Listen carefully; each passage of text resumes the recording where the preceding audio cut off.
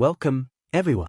This is your friend, the DN What If, here with another exciting fanfiction. Today, we're diving into the story of What If Deku Opened a Magic Shop? If you enjoy this video, don't forget to hit that like button and subscribe for more fanfiction content just like this. Now, let's get started with the fanfic. Ida felt so good to be leaving UA for whole day. Don't get him wrong, he loved UA and everything about it, but he did feel like he needed a break from it. When Uraraka told him that her and Midoriya were getting permission to leave UA, she immediately invited him as well.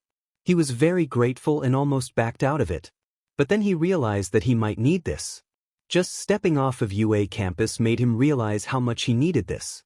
They all walked out of the campus, feeling so relieved to even be doing this. Midoriya and Uraraka smiled at each other, and Ida noticed them beaming through their eyes. He smiled back, happy to see Midoriya feeling much better. Ever since he got that awful fever, Ida worried that he would fall behind on his studies. Thankfully Uraraka helped him catch up pretty quickly, even Ida helped him with some English homework.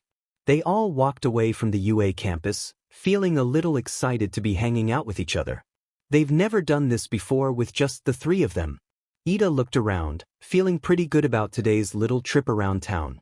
I can't believe we're actually doing this, Uraraka said to them. I mean, I know that we've done this before, but not with us three. I don't think we've ever been out like this ever. Hey, you're right, Midoriya said back. We've been friends all this time and never went out together. Just the three of us. Ida felt a little left out when they said that, but then realized that they've all been busy anyway. It's not anyone's fault. We've been busy with hero work and training.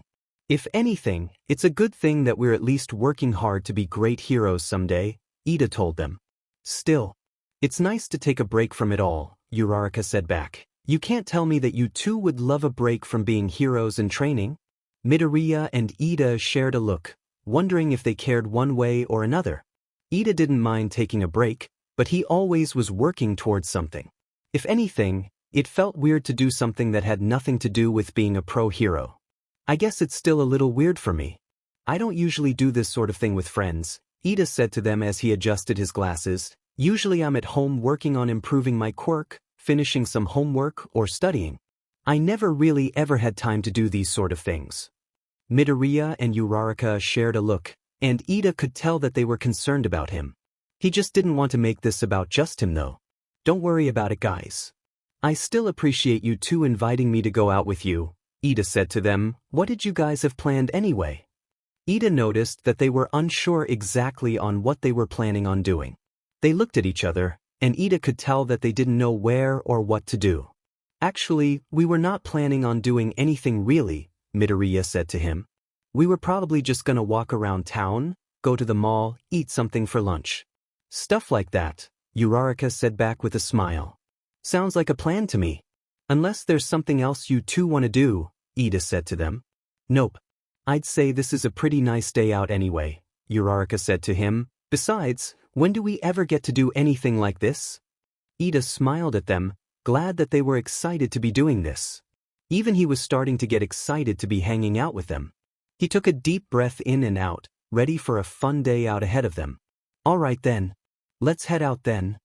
They all headed towards the subway station, ready to walk around town for a little while. None of them have really ever walked through the stores around this area before. They were all kind of excited considering they've heard how amazing some of the stores were around here. They even had some stores here that were carrying all sorts of amazing collectibles, which Midoriya was obviously excited about. They soon found themselves in the subway, sitting next to each other. It was crowded in there, so Ida stood up while Uraraka and Midoriya sat next to each other. Ida noticed how much they were already enjoying this trip. They were smiling and holding hands, which made him feel much more relaxed. He couldn't help but notice how much they liked being around each other all the time. Even them holding hands seemed more natural than it used to be. Soon enough, they exited the subway and kept going. They walked around town, noticing how many stores there were around here. Midoriya and Uraraka were awestruck by how much they could look at around here. Even Ida was a little excited to find things that he might need in his dorm room. He even remembered that he wanted to get some supplies to help fix his engines. Wow, this is crazy. Uraraka commented on the stores. Where do we even start? How about that store? It looks like it carries some pro-hero collectibles. Midoriya cried out, making Uraraka laugh. Sure. We've got all day to go through these stores, Ida said to them. Midoriya's eyes were sparkling as they entered the store. It was filled to the brim with pro-hero figures, posters, plushies, trading cards and anything that you could think of. There was even a dedicated area to All Might, which Midoriya spent the most time in. Uraraka looked around for a bit and found some Ryukyu merchandise that she thought about buying. Even Ida found a couple of things that he found of a couple of pro-heroes that he admired. Uraraka wasn't surprised that Midoriya ended up buying a few things. He got a figure of All Might in his young age hero costume, an All Might poster, and a keychain of All Might. Uraraka even noticed that Midoriya got something that he was trying to hide from her. They soon exited the store, and Midoriya was already satisfied with his purchase. Ida noticed him smiling from ear to ear, which made him feel that much better about coming here. Then he noticed Uraraka looking at a store in the distance. Something about it caught her eye, and he could see why. It looked out of place in a city. The store looked old and ancient, like it had been there for a long time. She kept staring at it, and Midoriya didn't know what to make of it. Why don't we go in here? Uraraka asked them. It looks like it could be interesting. Are you sure, Ochiko? It looks kind of old, Midoriya said to her. Maybe we could try going to a convenience store instead. Maybe they'll have mochi. Ida could tell that Uraraka was tempted to go with them, but she couldn't look away from it. Ida looked at the store and something about it did feel a little off. Then he noticed how much fun Uraraka was having. He wanted her to have a good time, so he let out a sigh. Fine. Let's go in, Ida said to her as he headed over there. Really? Are you sure, Ida? Midoriya asked back. It looks kind of out of place compared to everything else, doesn't it? It's just a store. I'm sure it's just a little old, Ida said to them. Uraraka smiled from ear to ear, and she grabbed Midoriya's hand as they headed inside. They headed inside cautiously as they soon realized what kind of store this was. It had a lot of crystals, potions, ancient books, and even necklaces and jewelry that looked somewhat magical. Something about the place felt like they stepped into a storybook. Uraraka's eyes sparkled as she looked around at all of the amazing jewelry and crystals. Ida was impressed with how much stuff it had for such a small store. Even Midoriya was kind of interested in what they had here. Uraraka couldn't look away from pretty much any of these things that were being displayed. Her eyes sparkled as she looked from the crystals to the necklaces. She felt like she had to get something from this place, even if she didn't have a lot of money on her. Ida noticed how much Uraraka was enjoying this place. He couldn't blame her considering this place had things in here that seemed magical. He had never really been in a store like this before. He usually would just go to places that he needed to get stuff from, like supplies for school or hero training. Something about it felt weird to him, but that's all it probably was. Ida noticed Midoriya looking at a bunch of books that looked old and almost ancient. He was flipping through one as dust came up of the pages. Midoriya coughed from the dust, which shocked him that these were even on sale. Wow, that's a lot of dust, Midoriya said to Ida. I'm surprised that this stuff is even on sale, Ida said back. Yeah, but check it out, Midoriya said to him as he looked at the book. It's some sort of ancient spellcasting book. Isn't that weird? I've been in a store like this before, but these are kind of interesting. Come on, Midoriya. You don't actually believe in this stuff, do you?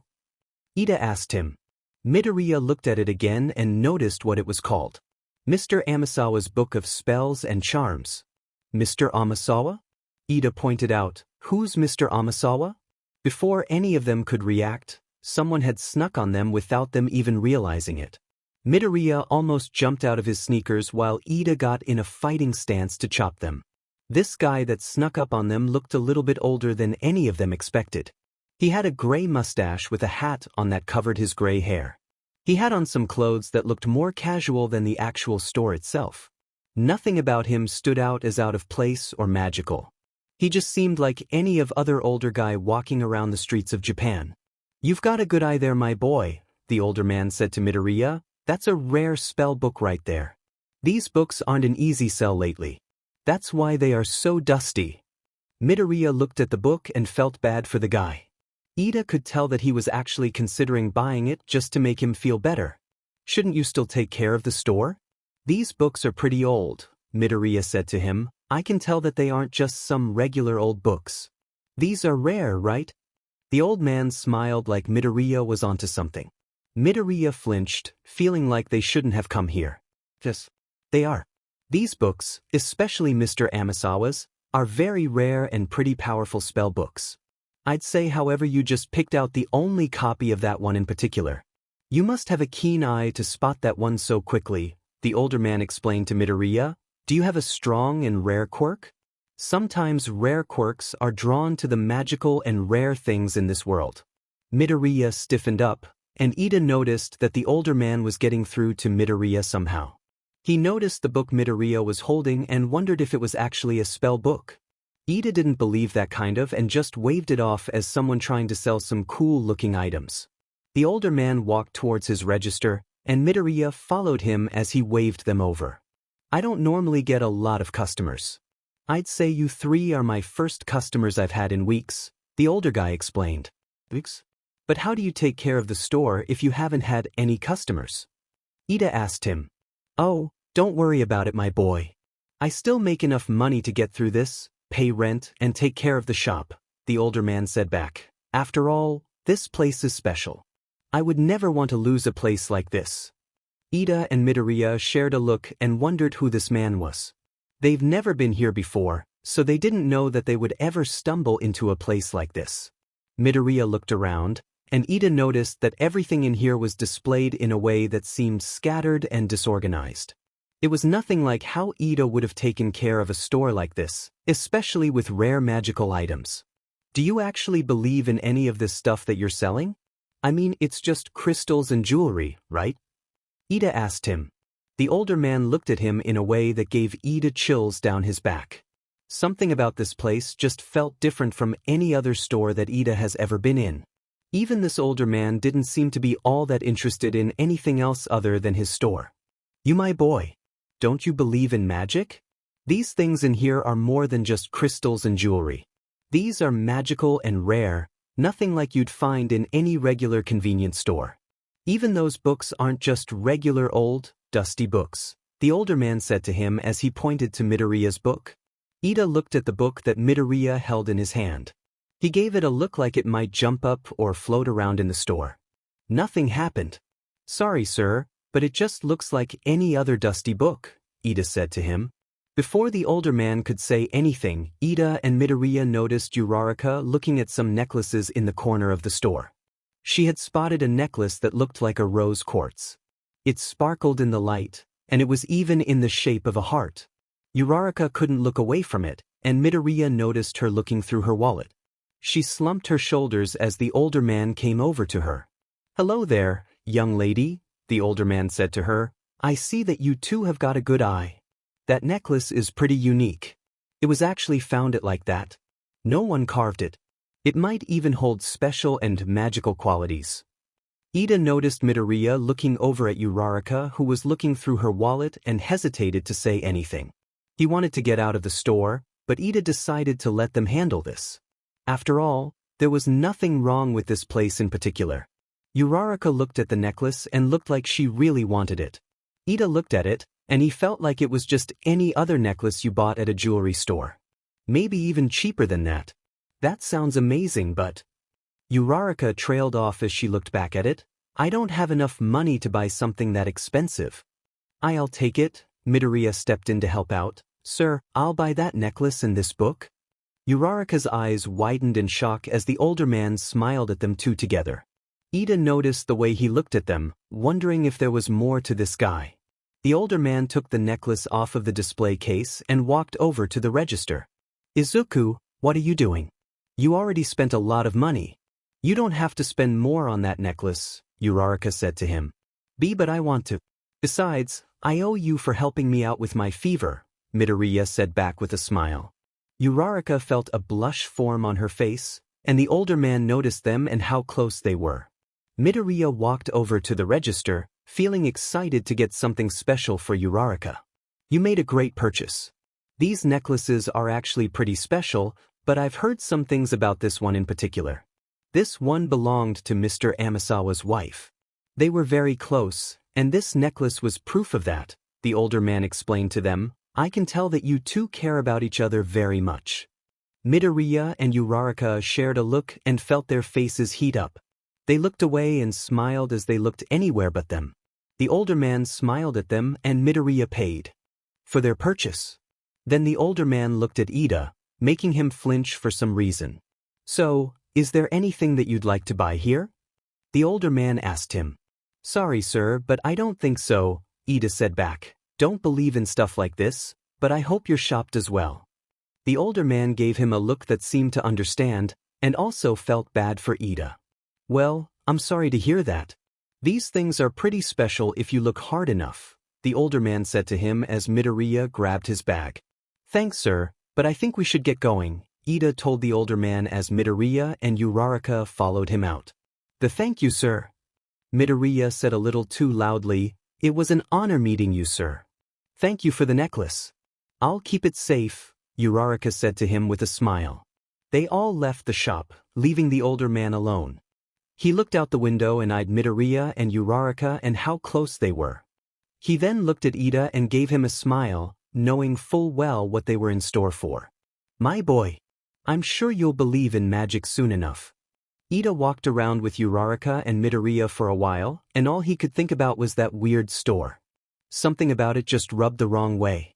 Even that older man, even though he didn't look out of place or anything like that. He just didn't like being in a place like that for very long. He eyed the bag that Midoriya was holding and wondered about the book and necklace. They entered a bunch of stores and got a few other things. Ida finally got around to finding his supplies for his engines. He able to get his mind off of those magical items for a while. He soon found some school items as well that he might need soon. Midoriya and Uraraka soon got some snacks and a couple of shirts and hoodies as well. With spring coming up, they thought that this was the best time to get some new clothes. Uraraka got a cute pink shirt, a hoodie, and a spring dress that she thought would look really cute with her new necklace. Midoriya couldn't help but blush, but how cute she looked while trying it on. Ida ended up getting a couple of shirts as well along with a hoodie for the cold nights. Midoriya did the same and grabbed some shorts and briefs as well. They soon noticed what time it was and headed for a restaurant. Uraraka noticed where they were and guided them over to a restaurant that her and Bakugo went to during their hiking trail. You've got to try their sushi. It's really good, Uraraka said to them. Me and Bakugo went here during our hiking trail. Really? You two had lunch together? Ida asked her. That's weird to think of him actually enjoying lunch with you. He didn't throw a table or anything, right? No. He was actually very calm and easy to talk to, Uraraka explained to them. It was a lot of fun. Come on, let's go. They all headed inside and felt their stomachs growling. They soon sat down at a table, feeling pretty tired from walking around. Midoriya set down his bags and looked around for something. Ida looked at what he was looking for and took out a box. He looked like he was blushing a little as reached out to Uraraka. Here Achiko. This is yours, Midoriya said to her. I never had the chance to give it to you. Uraraka's eyes widened as they sparkled at him giving her this brand new necklace. She reached out for it and got excited to put it on. She opened it to see a rose quartz heart-shaped necklace. The chain was gold along with an appealing gold border around the heart-shaped quartz. Her eyes sparkled, finally seeing it right in front of her. This is so appealing, Uraraka said to him. I still can't believe that you bought this for me. Midoriya felt a blemish form around his face and scratched the back of his head. Well, you wanted something special, right? Besides, you looked like you really wanted it, Midoriya said to her with a nervous smile. Uraraka smiled at him and took it out of the box. She was about to put it on, but her cheeks blemished when she looked at Midoriya. She hesitated to ask him something but did it anyway. Izuku. Can you help me put it on? Uraraka asked him. Midoriya's eyes widened in shock, and he could barely look at Ida. He hesitated to get up, but soon found himself behind Uraraka. She unlatched it and held it up to Midoriya. His hands were shaking as he tried to latch it into place behind her neck. She pushed her hair up so he could see it better. He could barely get it on because he was nervous about looking at her neck and shoulders in this angle. Soon enough, he did it and Uraraka felt so good have it on her. Uraraka smiled and caressed it as it sparkled from the light. She couldn't stop looking at it. "Thank you so much, Izuku. This is so appealing," Uraraka complimented. "I still can't believe you got this for me." Ida looked at it closer and thought that it looked a little different than before. Something about it looked like it had changed a different shade of pink or sparkled in a way that seemed alive. He adjusted his glasses and it seemed to be back to normal. He shook it off as if it was nothing. After all, it was just a necklace. "Well, that store seemed to have some pretty amazing items in it," Midoriya said to her. "It felt like it belonged in a storybook, didn't it?" "Yeah, that's what I was thinking. I even thought that guy might have been a wizard or something. Wouldn't that be cool?" Uraraka pointed out with sparkles in her eyes. Ida gave them a look, which caught their attention. "Come on. You two can't be serious?" Ida asked them. That older man was clearly just trying to get a sale out of you. His store wasn't even anything other than some cheap crystal and jewelry store. It was all dusty and old as well. Midoriya and Uraraka shared a look, and Ida knew that they actually believed in that kind of stuff. "Ida, there's superheroes, quirks and even mutants around. Of course there might actually be magic around," Midoriya said to him. "Why wouldn't there be? Besides, it's kind of cool. Spells, charms and crystals. It's all kind of mysterious and so fun, especially for a storybook," Uraraka said to him. "But that's all it is." "A storybook," Ida said back as he adjusted his glasses. Midoriya and Uraraka gave him a look, and Ida tried to shake it off. For a while, it was quiet and a little awkward as they looked through their menu. They soon ordered their lunch and got it back to them pretty quickly. They all got sushi for all of them to share. Ida ate some of them, feeling pretty satisfied with this place for lunch. He kept looking at Uraraka's necklace, however. He could swear that it looked like it was moving, like the sparkles or the color was reacting to something. He tried to ignore it and ate some more sushi. Midoriya and Uraraka ate some sushi, feeling pretty full pretty quickly. It was all so good, and Uraraka even talked about the hiking trail that Bakugo and her took. They were finally enjoying some time together and talked about some things that they've done together. Ida actually felt glad that they invited him out. He could have been staying in the dormitory all day doing some studying and homework, but something about this felt like something that he needed. He noticed Midoriya and Uraraka smiling at each other, and he couldn't help but smile back at their company. Once they finally finished their lunch, they all paid for a little bit of their lunch together and left pretty full. They all left the restaurant and wondered where to go next. They walked around a while looking at the stores and not going inside. There were some here and there, but nothing that stood out. Uraraka looked around to find them all, but Ida noticed something off about her. As they walked around, she looked like she was holding her stomach subtly. "Where should we go next?" Uraraka asked them. "Uraraka, are you okay?" Ida asked her. "You look like you don't feel good." Uraraka held her stomach, and Midoriya came over to check on her. She looked like she was going to throw up. "I'm fine," Uraraka said to them. "I just have a slight stomachache. That's all." Then Ida noticed her face turn a slightly green color, and Midoriya directed her towards the nearest restroom. Ida followed them and waited for her by the restroom. Midoriya would go in there, but he was too nervous to with a few girls around. Uraraka ended up throwing in the restroom for a good while. Ida noticed that Midoriya was worried about her as they waited for her. "She'll be okay, Midoriya," Ida said to him. "I'm sure that it was just the sushi. Some of it was probably no good." "Yeah, you're probably right," Midoriya said to him. Midoriya and Ida stood outside of the restroom, waiting for Uraraka to come out. Ida noticed how nervous Midoriya was as he tapped his foot on the floor. Ida kept glancing over at him as he stood there waiting for his girlfriend. Then he eyed his bag, wondering about that spell and charms book. Ida tried to ignore it, but he kept wondering if it was okay for Midoriya to have it. That older man didn't seem like a villain or anything, he just wondered if it was something that he should worry about. Then Uraraka came walking out of the restroom, looking a little sick. She didn't look as green, but still looked like something was bothering her stomach. "Achiko, are you okay?" Midoriya asked her.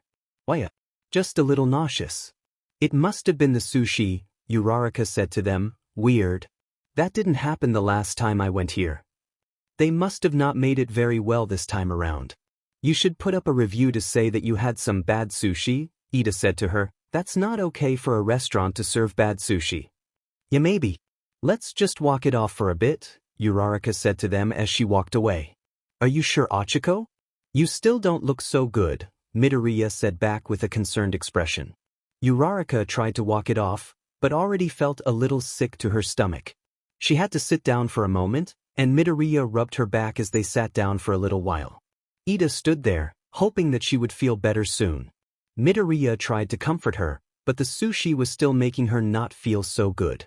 Uraraka grabbed her water bottle from her backpack and drank some from it. After a while, she felt slightly better but still nauseous. Maybe we should head back, Ida said to her. Clearly this sushi didn't sit right with you. I wouldn't want you to feel sick while walking around. Ida might be right, Midoriya said back. You shouldn't be walking around so much if you don't feel good. Beeb, our day out, Uraraka said back. I don't want to ruin this. I can handle it. It's just a slight stomachache. It's not that bad. Uraraka tried to stand up and walk, but she already felt that nausea kicking in.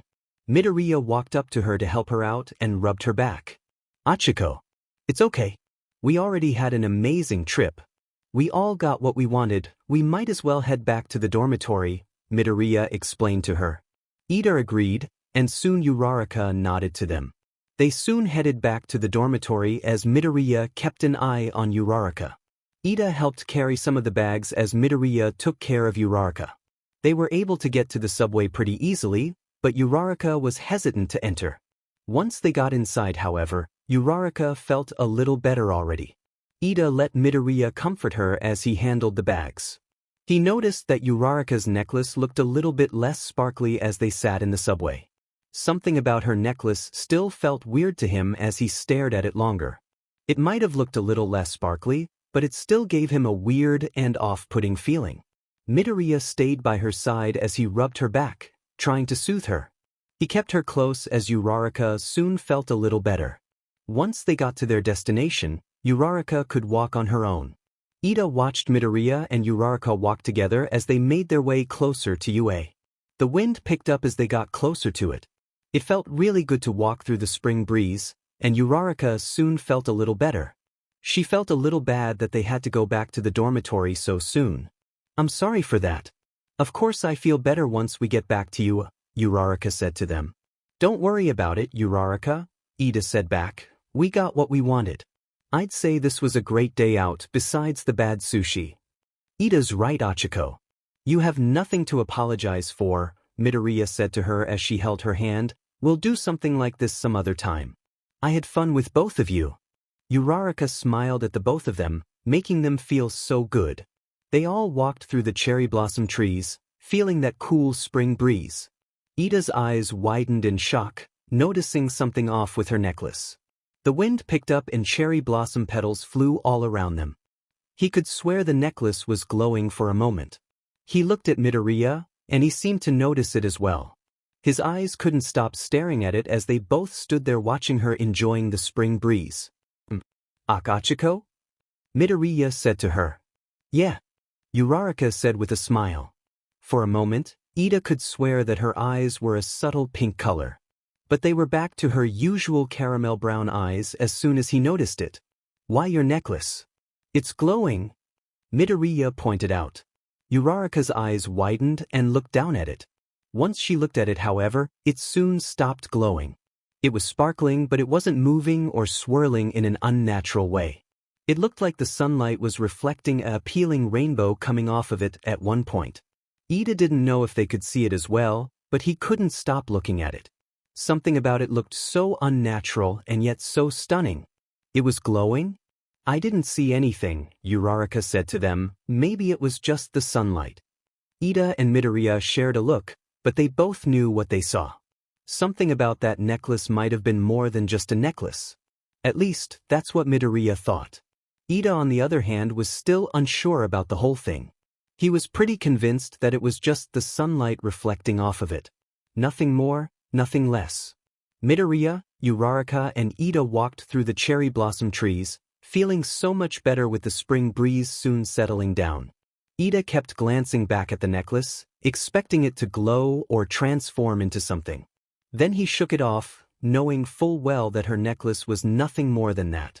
Soon enough, they entered their dormitory, feeling like they could finally settle down. However, everyone in their class came running over to see them. "Uraraka, you're back early." Ashido cried out as she gave her a hug. "Yeah.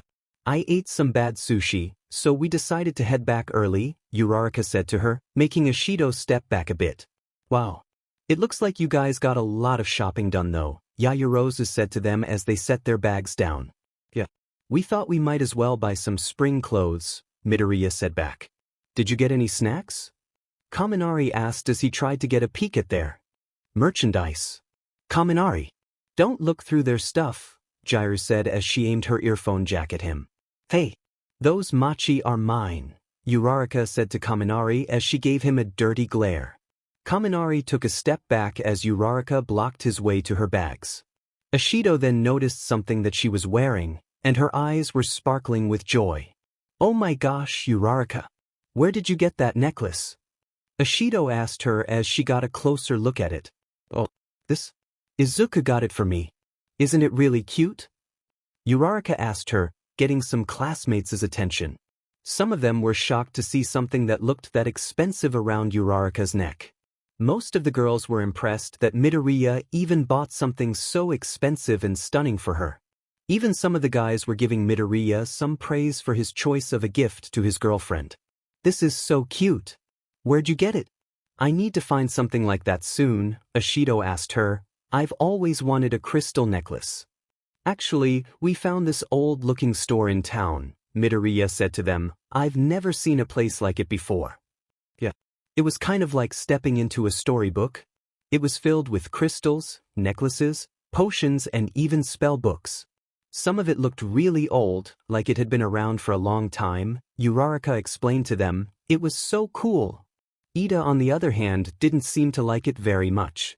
Soon, almost everyone was looking at him. Ida flinched at the reaction, making him a little uncomfortable. "Why didn't like the place, Ida? Do you not like magic or something?" Ashido asked with a smirk. Ida adjusted his glasses, remembering how weird it felt in the store. Even that older man seemed a little off to him, but then again it could have just been him wanting to leave the store. "I just don't think any of it was actually real magic.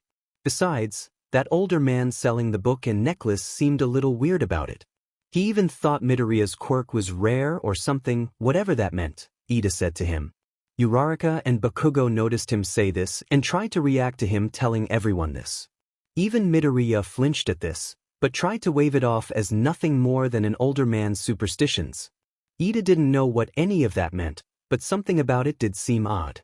"Ichi was probably just really into magical and rare items," Midoriya said to them as he scratched the back of his head. "That book is rare. He was probably just really interested in it." "What book?" Almost everyone in Class 1A asked him. Midoriya got a little nervous and dug through his bags. Soon he found it and pulled it out for everyone to see. It looked old and dusty, the title saying, "Mr. Amisawa's Book of Spells and Charms." They all gathered around it, interested in what it was. Even some of them like Bakugo and Todoroki were interested in it. "Mr. Amisawa? Who's that?" Jiru asked him. "No idea." The older man that owned the store said that it was a one-of-kind. A lot of the books in there were mostly spell books, but this one apparently is rare, Midoriya explained to them. Whoever Mr. Amisawa was also owned that necklace as well. Apparently it was his wife's. "Whoa. Seriously? That's weird," Siro said to them. "Was she a witch or something?" Ashido asked Uraraka. Maybe this Mr. Amisawa was married to a witch, or maybe he was a wizard or sorcerer. Maybe. She definitely might have had some of sort magic qualities of some sort. "At least, that's what that older man told us," Uraraka said to them. Ida couldn't believe this. They were actually believing in this sort of thing, and they weren't even there. Some of them looked like they were skeptical as well, but didn't say anything. Bakugo looked like he might side with him, but seemed to be more cautious of it if anything. Probably because of what happened between him and Uraraka. Still, Ida couldn't believe that they were even falling for this. Come on. You guys don't actually believe in this stuff, do you? Ida asked them. Some of them looked at him like he was crazy not to believe in it. Ida adjusted his glasses, trying to hide his face. Ida, do you not remember what happened with Uraraka and Bakugo? They suched bodies, Ashido pointed out. Something like that happened, and you don't believe in magic? That's completely different. That was caused by a quirk, Ida tried to explain. Besides, magic and quirks are two completely different things. One is real, one is not. All of Class 1A was a little surprised to see him so passionate about this sort of thing. A couple of them were a little skeptical and wondered the same thing. Ida is kind of right, Todoroki said to them. It is a little unbelievable, even if we have been through some weird things. Are you serious, Todoroki? Ashido asked him. You don't believe in it either? Not really, no, Todoroki said with a straight face. Midoriya slumped his shoulders, but decided to look through the book. He skimmed through some of it and was surprised to find some pretty intriguing spells and detailed charms. There were even some potions as well. The spells were pretty long, and he wondered if any of these were legit. Check it out. There are some spells that can transform someone into an animal, turn someone invisible, transport anywhere within a few miles. You can even cast a spell to make objects clean and do whatever you want. Midoriya said out loud. Oh, that's pretty useful, Kaminari said to him. That cleaning spell could really come in handy for dishes. Turning someone invisible? We already have that. Hagakure commented as she pointed to herself with her invisible hands. This sounds like a witch's spell book, alright. Turning someone into animals. That's definitely a witch spell, Yaoyorozu said back. Midoriya, maybe you should return this. It might be dangerous. Come on, Yaoyorozu. When do we ever have something as cool as this? Ashido asked her. Let us at least try one. See if it works, Kaminari said to them. Midoriya looked at the spell book and wondered if it would work. He pulled on his lip, wondering what spell to try that would be safe. Then he turned to Kaminari and went for the cleaning spell. I guess we could try the cleaning spell, Midoriya said back. Does anyone want to try it? I do. Ashido and Kaminari cried out at the same time. They glared at each other and soon narrowed it down to rock, paper, scissors. Ashido and Kaminari kept going at it, until Ashido won with rock. Kaminari slumped his shoulders as Ashido grabbed the spell book. Everyone kept a close eye on her as she read the rhyme and followed directions. She had to find an object to use the spell on. She went for the dirty dishes in the kitchen and got ready to cast the spell. Clean these dishes until they are spotless. Obey me, then I'll allow you to rest. Ashido said as if she were a witch. She waited for something to happen along with everyone else. Ida crossed his arms, knowing full well that nothing would happen. Ashido even waved her hand over to the dishes, hoping that it would do something to help them come alive. Nothing happened. I guess it doesn't work then, Kaminari said to them. Bummer. For a moment, however, Ida thought he spotted Uraraka's necklace glowing very subtly. He adjusted his glasses and looked at it again. The glowing had stopped just as he looked at it again. No one else seemed to notice as Midoriya went to grab the spell book from Ashido. Well, I was hoping to not clean them this time around, Ashido said to him. It looks like you purchased a cheap book, Midoriya. That's okay. It's still kind of a cool find, Midoriya said back. Midoriya took it back and put it in his bag. He gave Uraraka and Ida their bags, and Midoriya decided to bring his stuff up to his dorm room. They all decided to do the same thing and put their things away in their dorm rooms. Ida watched Midoriya leave to go put his things away. He tried to shake these things off, but then he thought about Uraraka's necklace. It was glowing again, but this time it was during a spell incantation.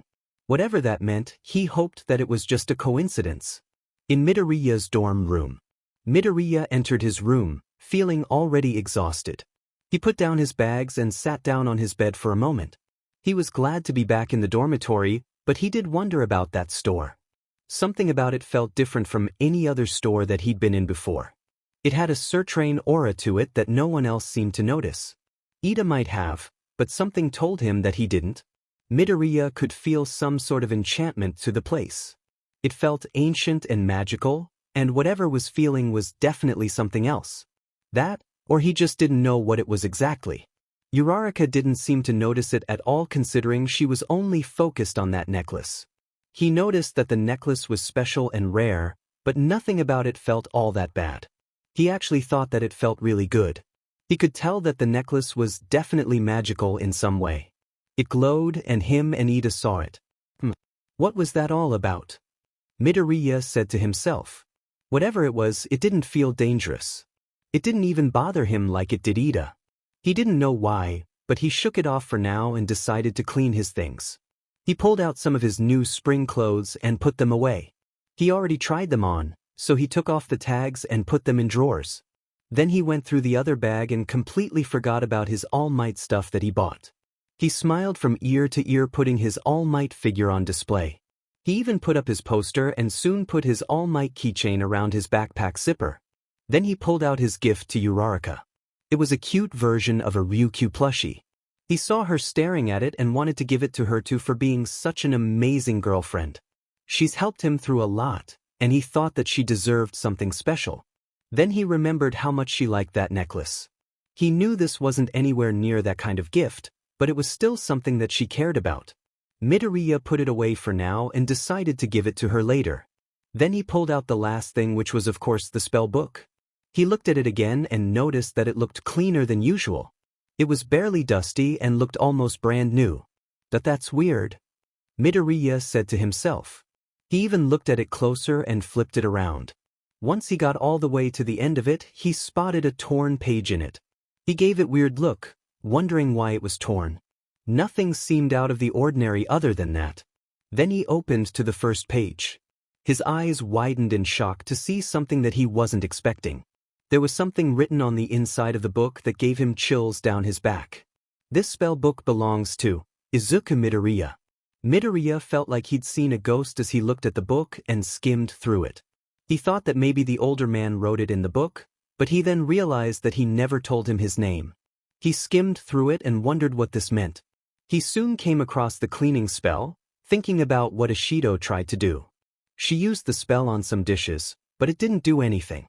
He looked around his room, wondering if it might work a second time.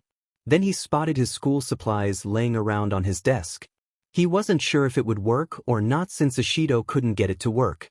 He looked at the spell and then got ready to try it. He felt silly doing this sort of thing. He wanted to try at least. Clean these school supplies until it's spotless. Obey me, then I'll allow you to rest. Nothing happened. For a moment he thought he noticed some weird pink glow around some of them.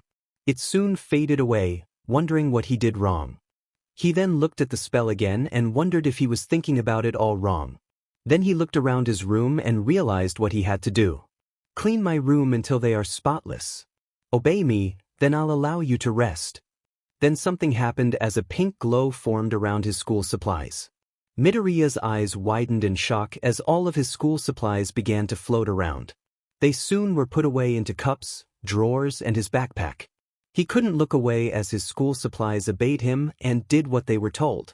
He couldn't help but smile at what he was watching. I can't believe it. It's working. Midoriya cried out, almost laughing at this amazing moment. Before he could celebrate, however, he noticed that all of his belongings were glowing pink. They began to float and were being put away into their rightful spots. Midoriya had to duck so nothing hit him in the head. Everything was being flown around and sorted into his drawers, cabinets, desk, and his dresser. He tried to grab his phone to call or text Uraraka, but it soon floated away from him before he could grab it. He didn't know what to do as he locked onto his spell book. He tried to use one for all to dodge these objects and went right for the spell book. He was able to grab it just in time, but looked at the cleaning spell again. It said that it would wear off when everything was put away. Everything in his dorm room was glowing as he waited for it to finally be done. He let out a sigh, wondering when this would be done. Then he spotted his phone floating in the air. He quickly used one for all to launch a black tendril right at it and pulled it back over to him. As soon as he grabbed it, he quickly called Uraraka. He just hoped that Uraraka's necklace wasn't acting out like his spell book.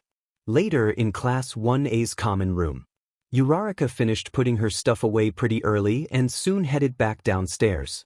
Even Ida was back and hanging out with Todoroki and Yaoyorozu. Uraraka noticed that Midoriya wasn't back down yet and figured that he was tired from the trip. She decided to leave him alone and grabbed a snack from the fridge. Then she noticed Ishido doing the dishes before dinner. She looked upset that the spell book didn't work as she scrubbed hard on the dishes. Uraraka couldn't help but laugh at Ishido's miserable-looking face, making Ishido give her a pouty face. "I heard that, Uraraka," Ishido said back. "If I could actually use that spell book, I would turn you into a cat." "Sorry. I just like the fact that you thought that it would actually work," Uraraka said to her. "And you didn't?" Ishido asked back with a curious look on her face. Uraraka thought about it for a minute and remembered what Ida and Midoriya told her earlier. They saw her necklace glowing. She didn't see it, but they did. Whatever that meant, she figured that might have been the sunlight hitting it funny. "I mean, it's cool to think about. But I don't know if it's actually magic or not," Uraraka said back. "Besides, the spell didn't work. Doesn't that mean that the whole thing is kind of a flop?" Ishido gave her a look and slumped her shoulders. She went back to cleaning the dishes as Uraraka grabbed a drink. "Maybe. It just would have been cool to have something like this around. You know," Ishido said to her, "although you've probably had enough of it considering you and Bakugo swapped bodies." Uraraka remembered that very well and was glad that they at least didn't run into anyone with a weird quirk this time around. She didn't even know if that older man had a quirk. He could have been quirkless like Midoriya once was. She then thought about what Midoriya was up to. She knew that he wanted to put his stuff away, so she let him be alone for a while. "Switching bodies with Bakugo wasn't exactly magic, but I get what you mean," Uraraka said to Ishido. "Besides, it's not like that older man had a quirk or anything. If anything, he might not even have one. He didn't show any sign to having one or say anything about it. He could have just been some owner of this store that's a bit run down." "Did they have really cool stuff there? Like wands and crystal ball?" Ishido asked her, trying to picture it. "No. Not really. It was more like crystals, jewelry and old books.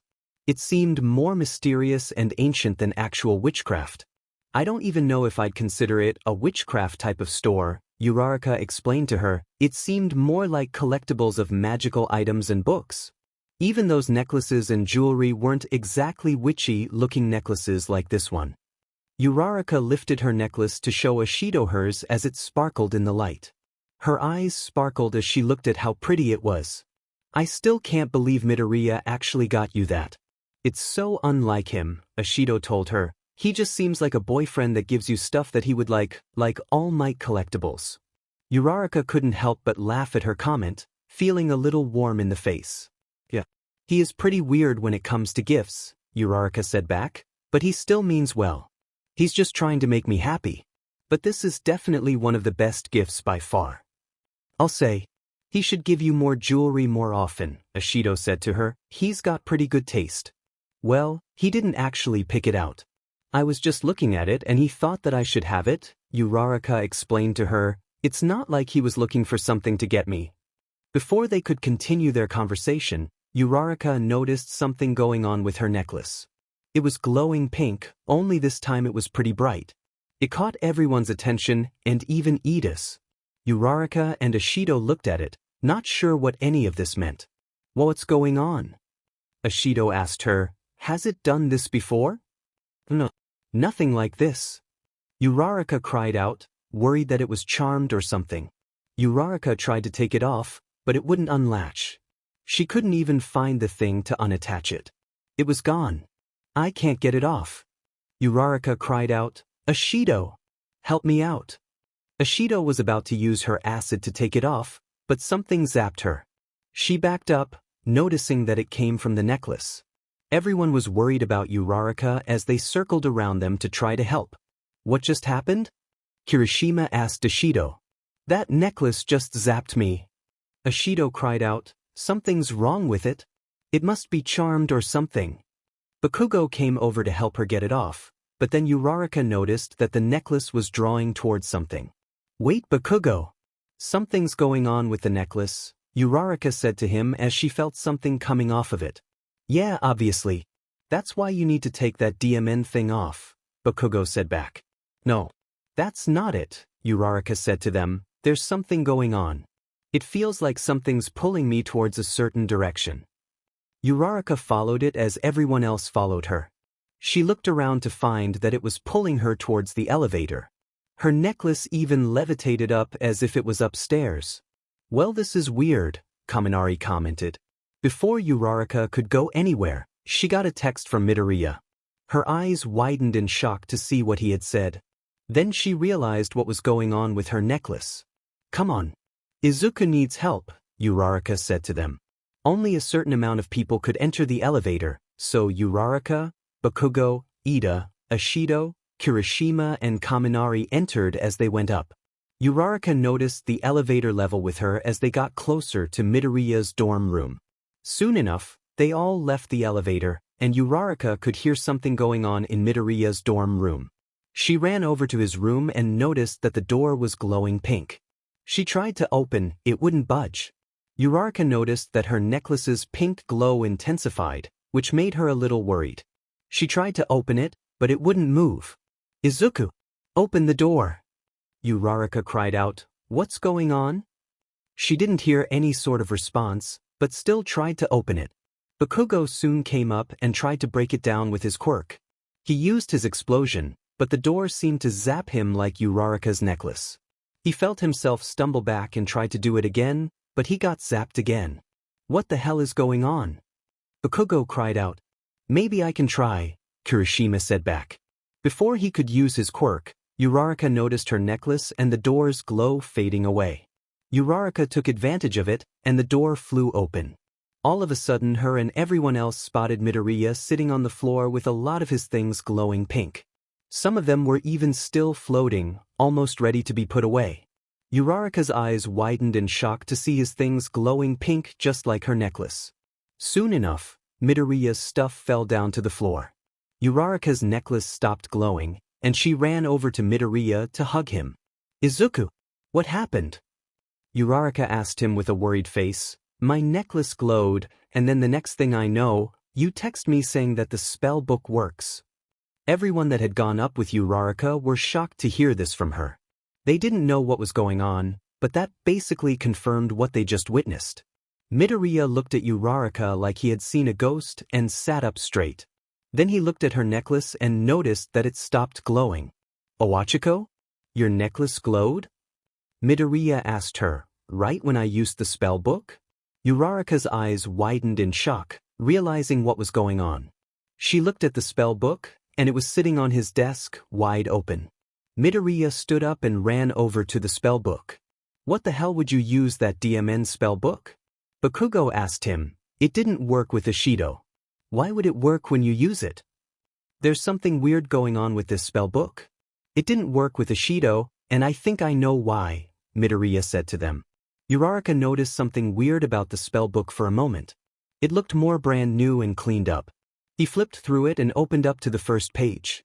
Midoriya turned to everyone to show them what he found. He pointed out his name on the spellbook, and it was clearly not written by him. "I found this in the spellbook when I opened it," Midoriya explained to them. "It was not there before I purchased it." "That older man could have easily written it in there, right?" Kaminari asked him with a sweat drop. "No. I never told him my name," Midoriya said back. "Also, look the spell book. It looks brand new and clean. There's no dust or anything like that." Uraraka was shocked to see it looking brand new. Even Ida was thrown off by the whole thing. He kept adjusting glasses as if that might make things make more sense to him. Uraraka reached out to touch the spell book and took it from him. She skimmed through it and Midoriya noticed Uraraka's necklace glowing more subtly. Everyone noticed this, and Ida was shocked to actually see it glowing. Everyone had noticed, which basically confirmed his suspicions. This spell book and necklace were magical. Uraraka looked through the book and didn't notice anything different other than it looking brand new and his name being on it. "Izuku, are you sure that you're okay?" Uraraka asked him. "This is some sort of magical spell book. It didn't do anything to you?" "No. Nothing," Midoriya said as she got close to him. "But what about you? You're the one wearing that necklace when this happened. Somehow this spellbook is connected to that necklace. Maybe you should take it off." Uraraka looked at him with a nervous smile. which worried Midoriya. Yeah, about that. Uraraka said to him, you see. I can't take it off. The latch is gone. Midoriya's eyes widened in shock, and Uraraka showed him. She was right, there was no indication of any latch or attachment. It was stuck around her neck. Midoriya went to take it off, but he felt a zap go after him. Yeah. It's also zapping anyone who tries to take it off, Uraraka told him. It looks like it might be reacting to the spellbook for some reason. Whoever this Mr. Amasawa and his wife is, it looks like they have some sort of magical connection with one another, Midoriya explained to her. He must pretty powerful, or maybe it's his wife that is. Either way, there's gotta be some way to take this necklace off of me, Uraraka said to him as she tried to take it off herself. Maybe there's a spell in the spellbook to take it off, Yaoyorozu suggested to Midoriya. What I don't understand is why did the spell work for you and not Ishido? Midoriya noticed everyone looking at him and didn't know exactly why himself. He looked through the spellbook and noticed his name on it. Maybe. Once my name was in the spellbook, it attached itself to me, Midoriya explained to them, like.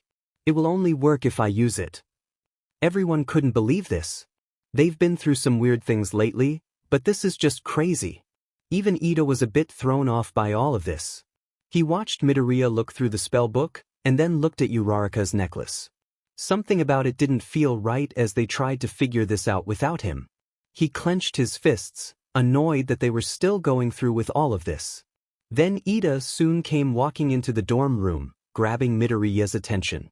Midoriya, that's enough, Ida said to him, this spellbook won't solve anything. This necklace and spellbook isn't something we should be messing with. You should just take it back to the older man. He could probably take care of this himself. It is his store and merchandise after all. I can't, Ida.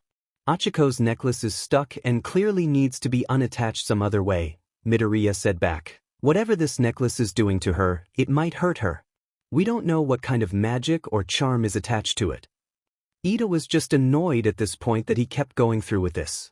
Midoriya. Snap out of it. Ida cried out, this spell book isn't going to do anything. If we have any chance of helping Uraraka, it's with this older man. We can't take any chances with this cheap book. Midoriya was going to say something, but Ida grabbed onto the spell book. Midoriya tried to take it back, but Ida kept walking out of his dorm room with it. Ida! Stop! Midoriya cried out. Before Ida could leave his dorm room, a pink barrier formed around his doorway. Ida could leave but not spell book. Everyone was shocked to see the spell book getting pulled away from Ida.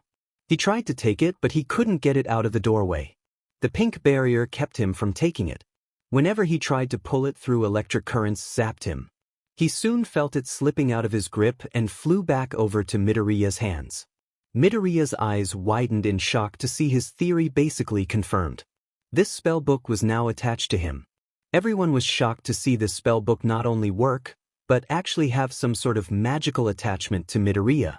Ida fell to the floor, but got up to see the spellbook back in Midoriya's hands. He got up and adjusted his glasses to see Midoriya looking just as shocked as them. What just happened? Why did that pink barrier come up when you tried to take it? Kirishima asked Ida. I have no idea, but it doesn't matter, Ida said back. Midoriya, you need to bring it back to the older man. He can take care of things. This is not something that you should handle by yourself. Clearly we shouldn't have brought anything back from the store onto UA campus. You shouldn't have even gotten that spell book in the first place, let alone that necklace for Uraraka. Midoriya frustrated for a moment, but then he looked down at the spell book. He gripped onto it, like he couldn't let this thing go. Then he looked at Uraraka and noticed that she looked a little worried about him. He didn't want to bring it back, but he didn't know how else to handle this.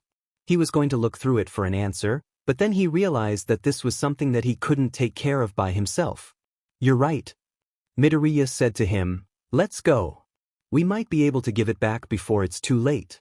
I'm sure Mr. Aizawa will let us go since it's still our day out. Midoriya put the spell book in his backpack, looking a little defeated. Ida and everyone else followed him out of his dorm room. Ida noticed how upset Midoriya looked, but Uraraka looked a little more worried about him than her at the moment. He didn't like seeing them upset, but he had to take care of this before things escalated. He couldn't have something like this on UA campus. Not when things were finally starting to settle down. Once they got permission to leave again, Midoriya, Uraraka and Ida all headed out. They told Mr. Aizawa that they had to return something that didn't fit, so he was okay with it. He told Ida that he was in charge just to make sure things don't get out of hand. Ida understood, and they all headed outside. He even noticed that once Midoriya had the spell book in his backpack, it never put up a weird pink barrier. It only seemed to happen when someone else tried to take it. When they walked through the cherry blossom trees, Uraraka's necklace glowed a little but not like it did before. The sun was beginning to set, and they wondered if it got stronger during the day. It didn't matter since they're going to bring it back soon. Or at least Ida hoped they would. In the streets of Japan, they all exited the subway station and soon found themselves back in town. Midoriya and Uraraka walked together as Ida took the lead towards the older man's store. Ida was determined to fix this since Midoriya clearly was in over his head. He had to do something so things don't get riled up like when Bakugo and Uraraka touched bodies. He couldn't have that happen again. He noticed Midoriya adjust his backpack, wondering if there was a way to get that necklace off of Uraraka. If this guy really was magical or whatever he was, Ida at least hoped that he could take it off. They followed their footsteps back towards the store and remembered going into that pro-hero collectibles store. Ida pinpointed where they were and retraced his footsteps towards the store. Once we get there, Midoriya, you should ask for a return, Ida said to him. Uraraka, we'll have to check to see if he has a way to unattach that necklace. We might need to return that as well. Midoriya looked pretty upset about that more than Uraraka. Before he could say anything, Uraraka placed her hand onto his shoulder for support. Ida noticed that they both looked upset, but Uraraka seemed to understand the circumstances. Midoriya, on the other hand, looked like he wanted to understand the spell book and get to know it more. Ida wasn't having it and headed in the direction to where the store was. Then Ida noticed something off as he walked ahead of them. He couldn't find the store. Ida looked around frantically, not sure if he missed a turn or retraced his steps wrong. Something about it really threw me for a loop. Midoriya and Uraraka noticed how distraught he looked and were confused. They looked in the direction where the store should be and didn't see anything. Uraraka and Midoriya shared a look and were thrown off as to how this could have happened. Ida? What's going on? Uraraka asked him. It's the store. It's not there. Ida cried out, catching a few Civilanes' attentions. It was right here. I know it was. I can't just disappear like that so quickly. It doesn't make any sense. Midoriya was a little confused as well and walked up to where the store used to be. He noticed that there was a building, but it was as if the store was never there in the first place. He touched the building to see if there was maybe anything suspicious. There was nothing out of the ordinary. Then Midoriya noticed something on the floor. It looked like a business card. He picked it up, and it seemed to sparkle and reflect a rainbow off of it as he moved it. Mr. Amisawa's Spells and Charms Antique Shop. Call me if you need any magical help at. Midoriya turned over the business card and didn't see anything else on it. Ida and Uraraka came over to him while Ida was still freaking out. Ida was still trying to understand how this was all possible while Uraraka seemed more worried about what to do next. Then she noticed Midoriya holding something. What's that, Izuku? Uraraka asked him. It's a business card, Midoriya said to them, and you won't believe what the shop's called. I don't even think there was a sign when we saw it. Midoriya gave Uraraka the card, and she looked like she saw a ghost. Even Ida noticed the shop's name and seemed to be even more confused. He even looked furious. That guy was Mr. Amisawa? I should have seen this coming. Ida cried out, causing a scene. That older man is playing us for fools. He knew what he was doing. He gave you two this necklace and book knowing what they were. You think so? He could have just been trying to make a sale, Uraraka said to him. Maybe we should call this number. He still might be willing to help us. No way. No one is calling him, Ida said to them. We can't this guy involved.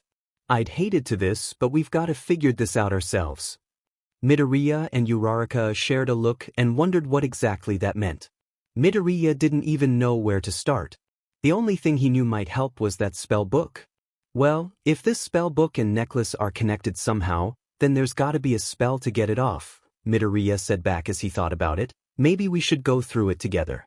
No one can use the spells, but I bet we can still look through it all together. It's probably one of the best ways to do this. Ida gave him a glare, and he was clearly concerned about what they might do with it. Ida, this is the only thing we have that might help us. If you want to contact this Mr. Amasawa guy, then this is what we can do at the moment, Uraraka said to him. Ida looked at them and back at Uraraka's necklace. It wasn't causing any sort of weird reflection or glowing, so he let out a sigh. Fine. But we're not going to try any weird spells unless it might actually help us in the long run, Ida said back. Midoriya, you're in charge of it. Just don't do anything that would make Mr. Aizawa upset. Of course, Midoriya said to him. Ida looked back at the store or where it used to be. With one last look, they headed back to the dormitory. After they took a long subway ride back to UA, they all felt absolutely exhausted. Midoriya felt like he could go to bed the moment he got back to his dorm room. Even Uraraka felt like she could collapse at any moment. Ida was a little tired, but what happened earlier kept him up for a while. He walked ahead of them as they headed through the front gate. Uraraka felt a yawn coming on and felt like she was going to fall asleep right there on the ground. She tried to walk, but her feet couldn't move any longer. She felt herself swaying and could swear that the ground was moving underneath her. Once she felt dizzy, she looked up to reach out to Midoriya. Aizuku, Uraraka said under her breath. Midoriya and Ida looked up to see Uraraka falling to the ground. Midoriya's eyes widened in shock and tried to catch her, but Ida beat him to it. Achiko! Midoriya cried out. Ida, is she okay? Ida looked at her, and she was knocked out cold. She was exhausted, but not sick or anything like that. She wasn't even coming down with a fever as Ida felt her forehead. She's fine. She's just exhausted, Ida explained to him. It must be that necklace. It could be draining her energy. Who knows, that spell that you could cast could have drained her energy as well. Midoriya's eyes widened in shock, nervous that he was right. Something about it, however, did bother Midoriya a little. Ida, we don't even know what this necklace is doing to her, Midoriya said back. Maybe we should ease up a little on all of this. I don't think it's worth getting riled up over. Come on, Midoriya. This isn't some comic book, Ida said to him. Whatever you guys bought is clearly taking a toll on Uraraka. We can't be playing around with this spell book. If it's really the only way to help Uraraka, then maybe you shouldn't use it all the time. Midoriya wanted to argue against him, but he knew that he was right. He just didn't understand why Ida was so against all of this. Ever since they came across the shop, he's been so annoyed with anything to do with it. He knew that they just found it, but he still didn't understand why he was in denial. Let's just get Achiko inside, Midoriya said to him as he helped Ida out. Midoriya was going to help him out, but Ida decided to carry her by himself. He could tell that Midoriya was exhausted anyway. Uraraka was knocked out cold, and Midoriya hoped that she felt okay. Ida held her close, making sure that she'd taken care of. Once they got inside, everyone was instantly worried about Uraraka. They even noticed the necklace was still around her neck. Uraraka, is she all right? Yaoyorozu asked them with worried eyes. She's okay. Just exhausted, Midoriya told them. Ida just needed to get her inside so she can rest. That necklace and spellbook is doing this to her, Ida said to them. Midoriya, they need to know what's going on. You bought the spellbook and necklace in the first place. Midoriya clenched his fists in anger, starting to get annoyed with him. Ida, I get it, but this isn't going to help Achiko, Midoriya said back as he dug through his backpack. This spellbook will help her get it off. All I have to do is find a spell to unattach it. Ida settled Uraraka down onto one of couches as a couple of the girls checked on her. Midoriya soon grabbed the spellbook and looked at it right by the coffee table. Ida kept his distance, feeling a little cautious of it. Midoriya skimmed through it with some of their classmates and friends looking over his shoulder. Ashido grabbed a blanket from nearby and covered Uraraka with it. Everyone noticed Uraraka was looking pretty exhausted, and Ida noticed the necklace poking out of the blanket. He really wished that he could just take it off for her. It wasn't glowing, but he did notice that it was less pink and more dull looking as she slept. He wondered if that meant anything but decided to shake it off for now. Anything, Midoriya? Yaoyorozu asked as she came over with some tea for anyone who wanted it. Oh. There's a lot to look at, Midoriya said back. It's not just a book about spells. There's spells, charms, even potions. I think for Achiko's necklace, it probably needs either a spell or charm to get it off. A potion won't do anything.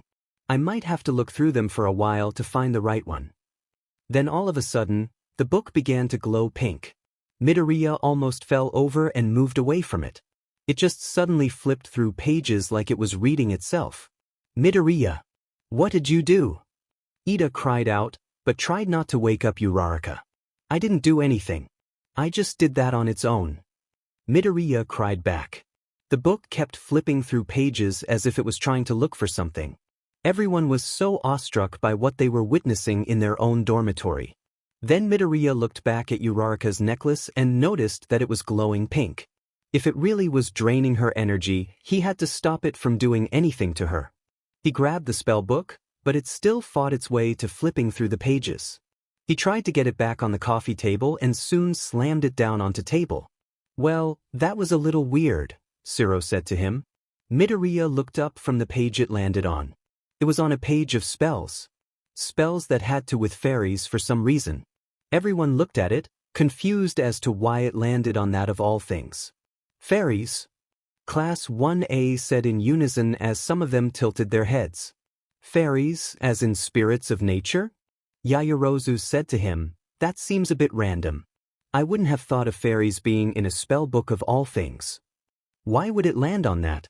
You guys didn't run into any fairies, did you? Ashido asked them. No. Not unless that older man knew any fairies, Midoriya said back. Then something clicked when he thought about the older man. His eyes widened in shock and looked back at Uraraka.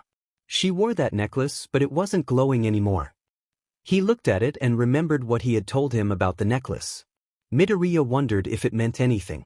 The spellbook did that for a reason, and he wondered why it would show a fairy to him. Ida looked concerned as Midoriya looked at Uraraka and then back at the spellbook frantically. He looked at the spell, which only got him more riled up. What is it, Midoriya? Did you find something? Ida asked him. I'm not sure.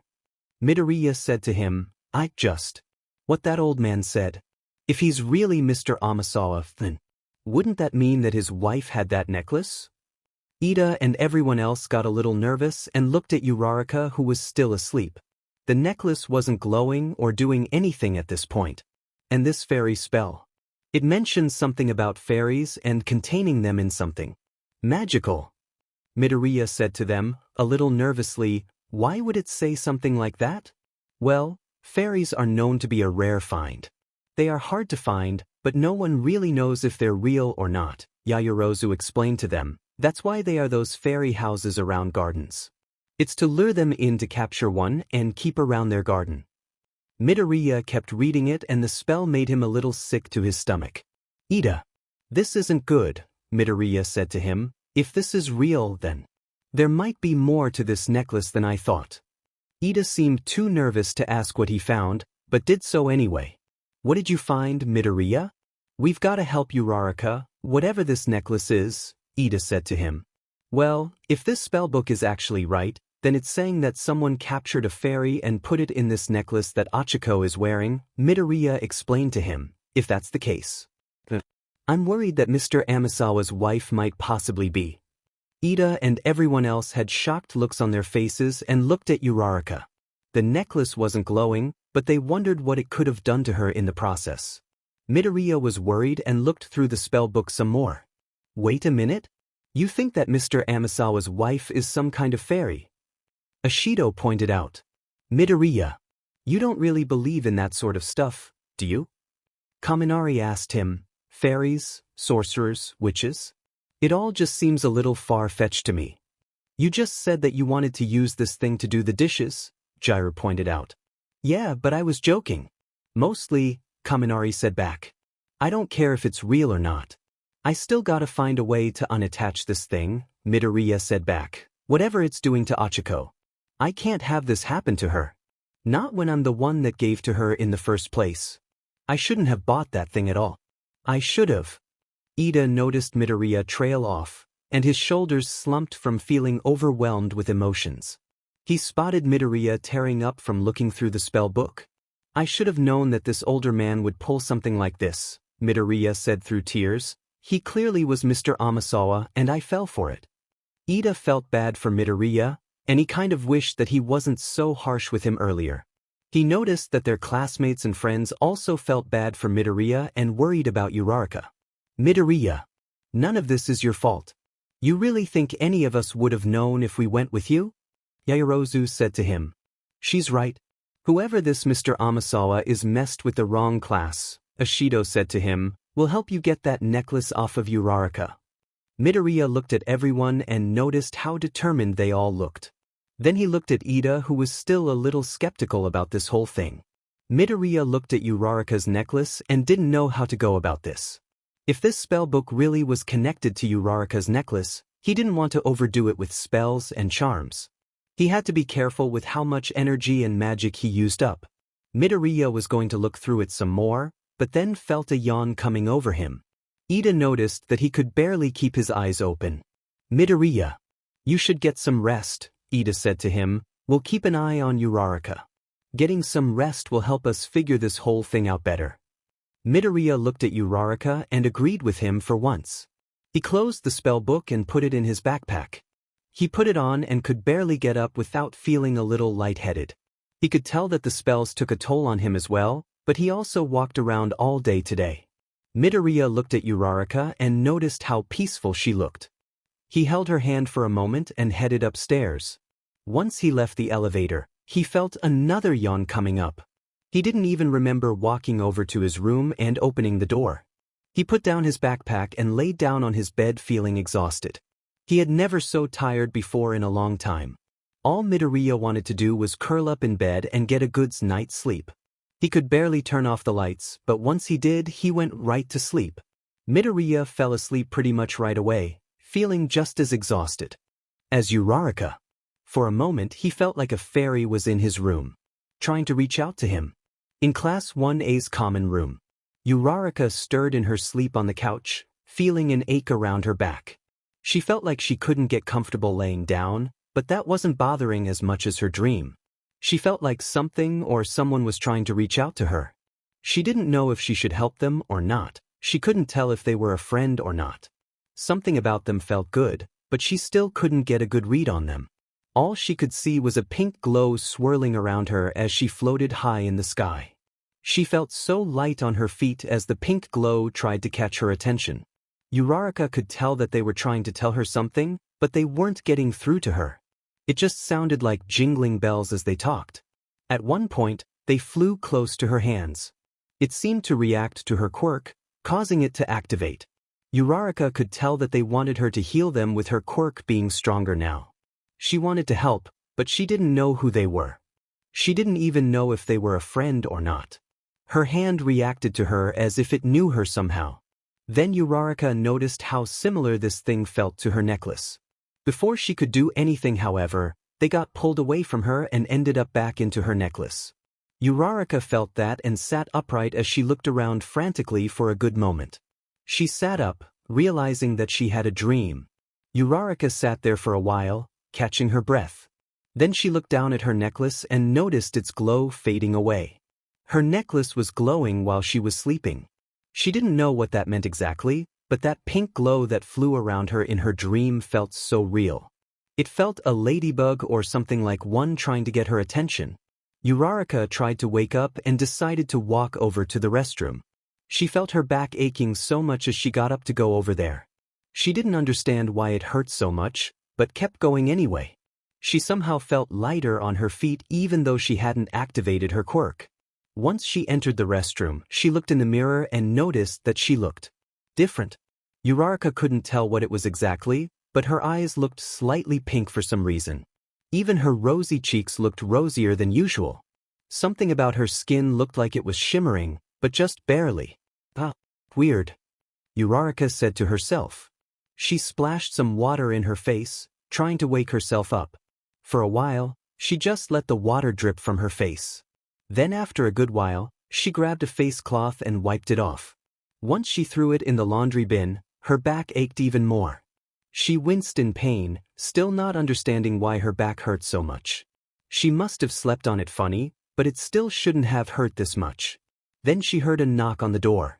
Uraraka? Are you okay? Ashido asked through the door. We woke up and noticed that you weren't on the couch. Why? I'm okay. Needed to splash some water on my face, Uraraka said to her. Just give me a minute. Soon, Uraraka was left alone in the restroom and relaxed her shoulders. She even noticed that her shoulders hurt a little as she stretched them. Once she felt better, she walked out of there to find some of her classmates and friends awake. They were all in their school outfits, and Uraraka didn't know how she was going to go to school with her aching back and shoulders. She noticed that Midoriya wasn't even up yet. Where's Izuku? Is he up yet? Uraraka asked them. No. He must still be asleep, Kaminari told her. He was exhausted last night. He was really worried about you, Yaoyorozu told her. Maybe you should go check on him.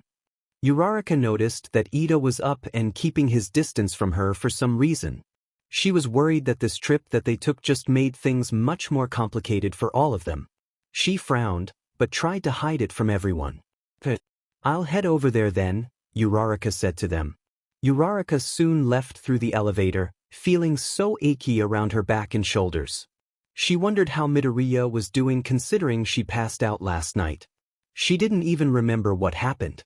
All she remembered was walking back to the dormitory and then nothing after that. She must have been exhausted from walking around all day. Something about it still felt weird though she has walked out of the elevator. Uraraka headed towards Midoriya's dorm room and felt her back a little more as she headed over there. Once she knocked on the door, she waited for him to respond. He didn't answer. Izuku. It's getting late, Uraraka said through the door. You should really get up. Still no answer. Uraraka wanted to open the door, but also didn't want to bother him. She at least tried to see if she could since she had trouble with last time. The doorknob turned, and she soon opened it to find Midoriya sleeping soundly on his bed. He looked like he was out cold and wasn't getting up anytime soon. Uraraka couldn't help but smile at how peaceful he looked as she got closer to him. Then she noticed that something wasn't quite right. She could swear that his quirk was activated, so she got closer to check. She noticed that green sparks were coming off of him, but nothing happened. She didn't understand why he would be activating one for all in his sleep. She hoped that it had nothing to do with what happened a while ago. He couldn't afford to get sick again. Uraraka then spotted something glowing in the corner of her eye. It looked like something was glowing in Midoriya's backpack. She opened it to find the spell book glowing a mix of pink and green colors. It even seemed to react to her and flew out of his backpack. It floated there, flipping through pages. Uraraka was stunned to see it doing that and noticed that something was being pulled towards the spell book. She looked up to see Midoriya's quirk being drawn to the spell book. It was trying to take it, but One for All was fighting against it. No! Uraraka cried out, realizing what was going on. Uraraka jumped up to grab it, but it wasn't letting her take it out of the air. She activated her quirk on herself and launched right for it. It tried to avoid her, but she was a lot faster than the book. She held on to it, but it kept trying to take his quirk. She could feel his energy coming off of the spell book as she tried to take it away from him. And no. You can't have his quirk. Uraraka cried out as she fought against it. Not while I'm here. Uraraka didn't know what to do, but then she wondered what would happen if she used her quirk on it. She activated it, and it seemed to relax. Soon enough, the spell book went back to being a regular one. It stopped glowing, and Uraraka settled down onto the floor. Midoriya's quirk seemed to settle down, and before she knew it, he shot out of bed. Midoriya was fully awake, and Uraraka took a step back from his sudden jolt. He looked around to see Uraraka holding the spell book. He was confused and looked down to see that One for All was fine. Achiko? What just happened? Midoriya asked her. It felt like something was taking away One for All from me. Yeah. You're right about that, Uraraka said back. This spell book?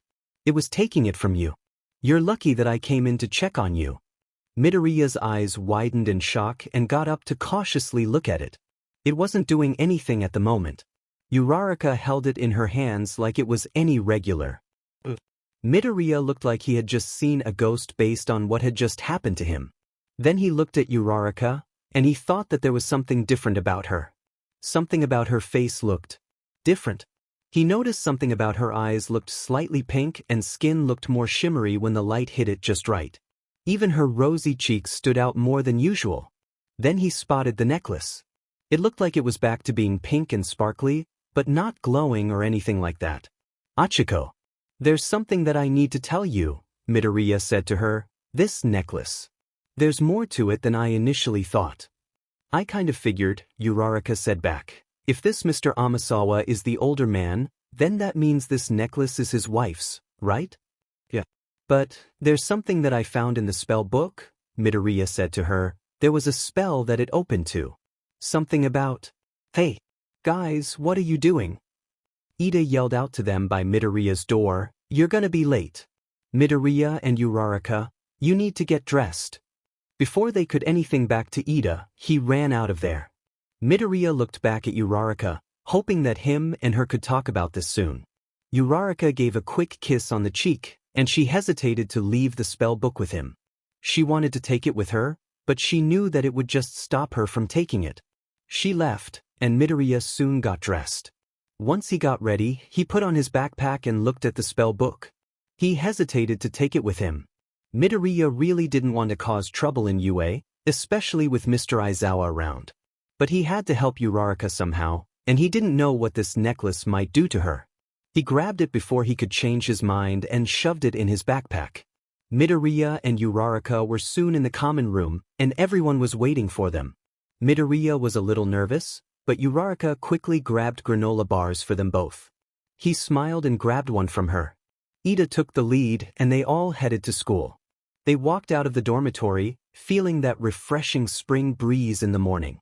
Midoriya's eyes caught a glimpse of Uraraka, and he almost stumbled with how absolutely stunning she looked. Something about the sunlight and cherry blossom petals in the wind made her glow and stand out. There was a slight shimmer to her skin which threw him off and made him blush. Uraraka noticed him staring at her, and he looked away all flustered.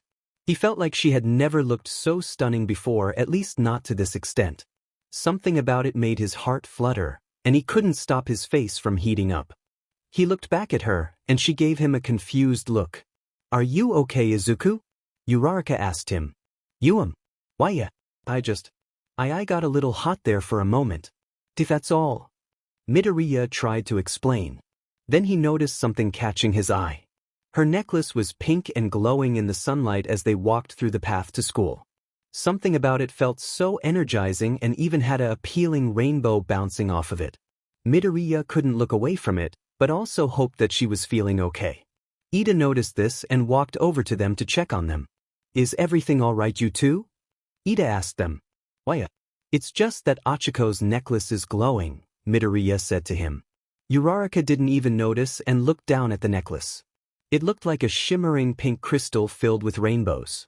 Midoriya could swear that he felt something coming off of it, like it was leaking magic or something like that. He couldn't stop looking at it as they walked to school together. He felt a little drawn to it as he decided to hold her hand. She smiled and squeezed his hand back. Don't worry about it, Izuku. My necklace isn't hurting me, Uraraka said to him. It feels like really good right now. I think the sunlight gives it some kind of magic or energy. Midoriya and Ida shared a look, wondering what this could mean. Are you sure that you're okay? Midoriya asked her. I don't want you passing out in class like last night. We could always bring you to the nurse's office if you don't feel good. Yes. It's fine, Uraraka said back with a smile. I'm feeling great, actually. This necklace must have been trying to get its energy back last night because I feel much better. Well, as long as you feel okay, Ida said back. Midoriya, you didn't bring that spell book with you, right? Midoriya flinched on the spot, making Ida feel a little suspicious of him. Ida glared at him, and Midoriya felt like he was sweating from his stare. No, I didn't. I just got ready and left. I kind of forgot about it anyway, Midoriya lied to him. Ida gave him a glare for a long minute, and Midoriya felt a little nervous. Soon enough, Ida backed off and went back to walking to school. Well, as long as you don't have that spell book on school property, Ida said to him, Mr. Aizawa would not approve of you having it in school. If you use that spell book in school, you never hear the end of it. Midoriya understood, but felt bad for lying to Ida. He didn't know why he did, but he had at least keep an eye on it.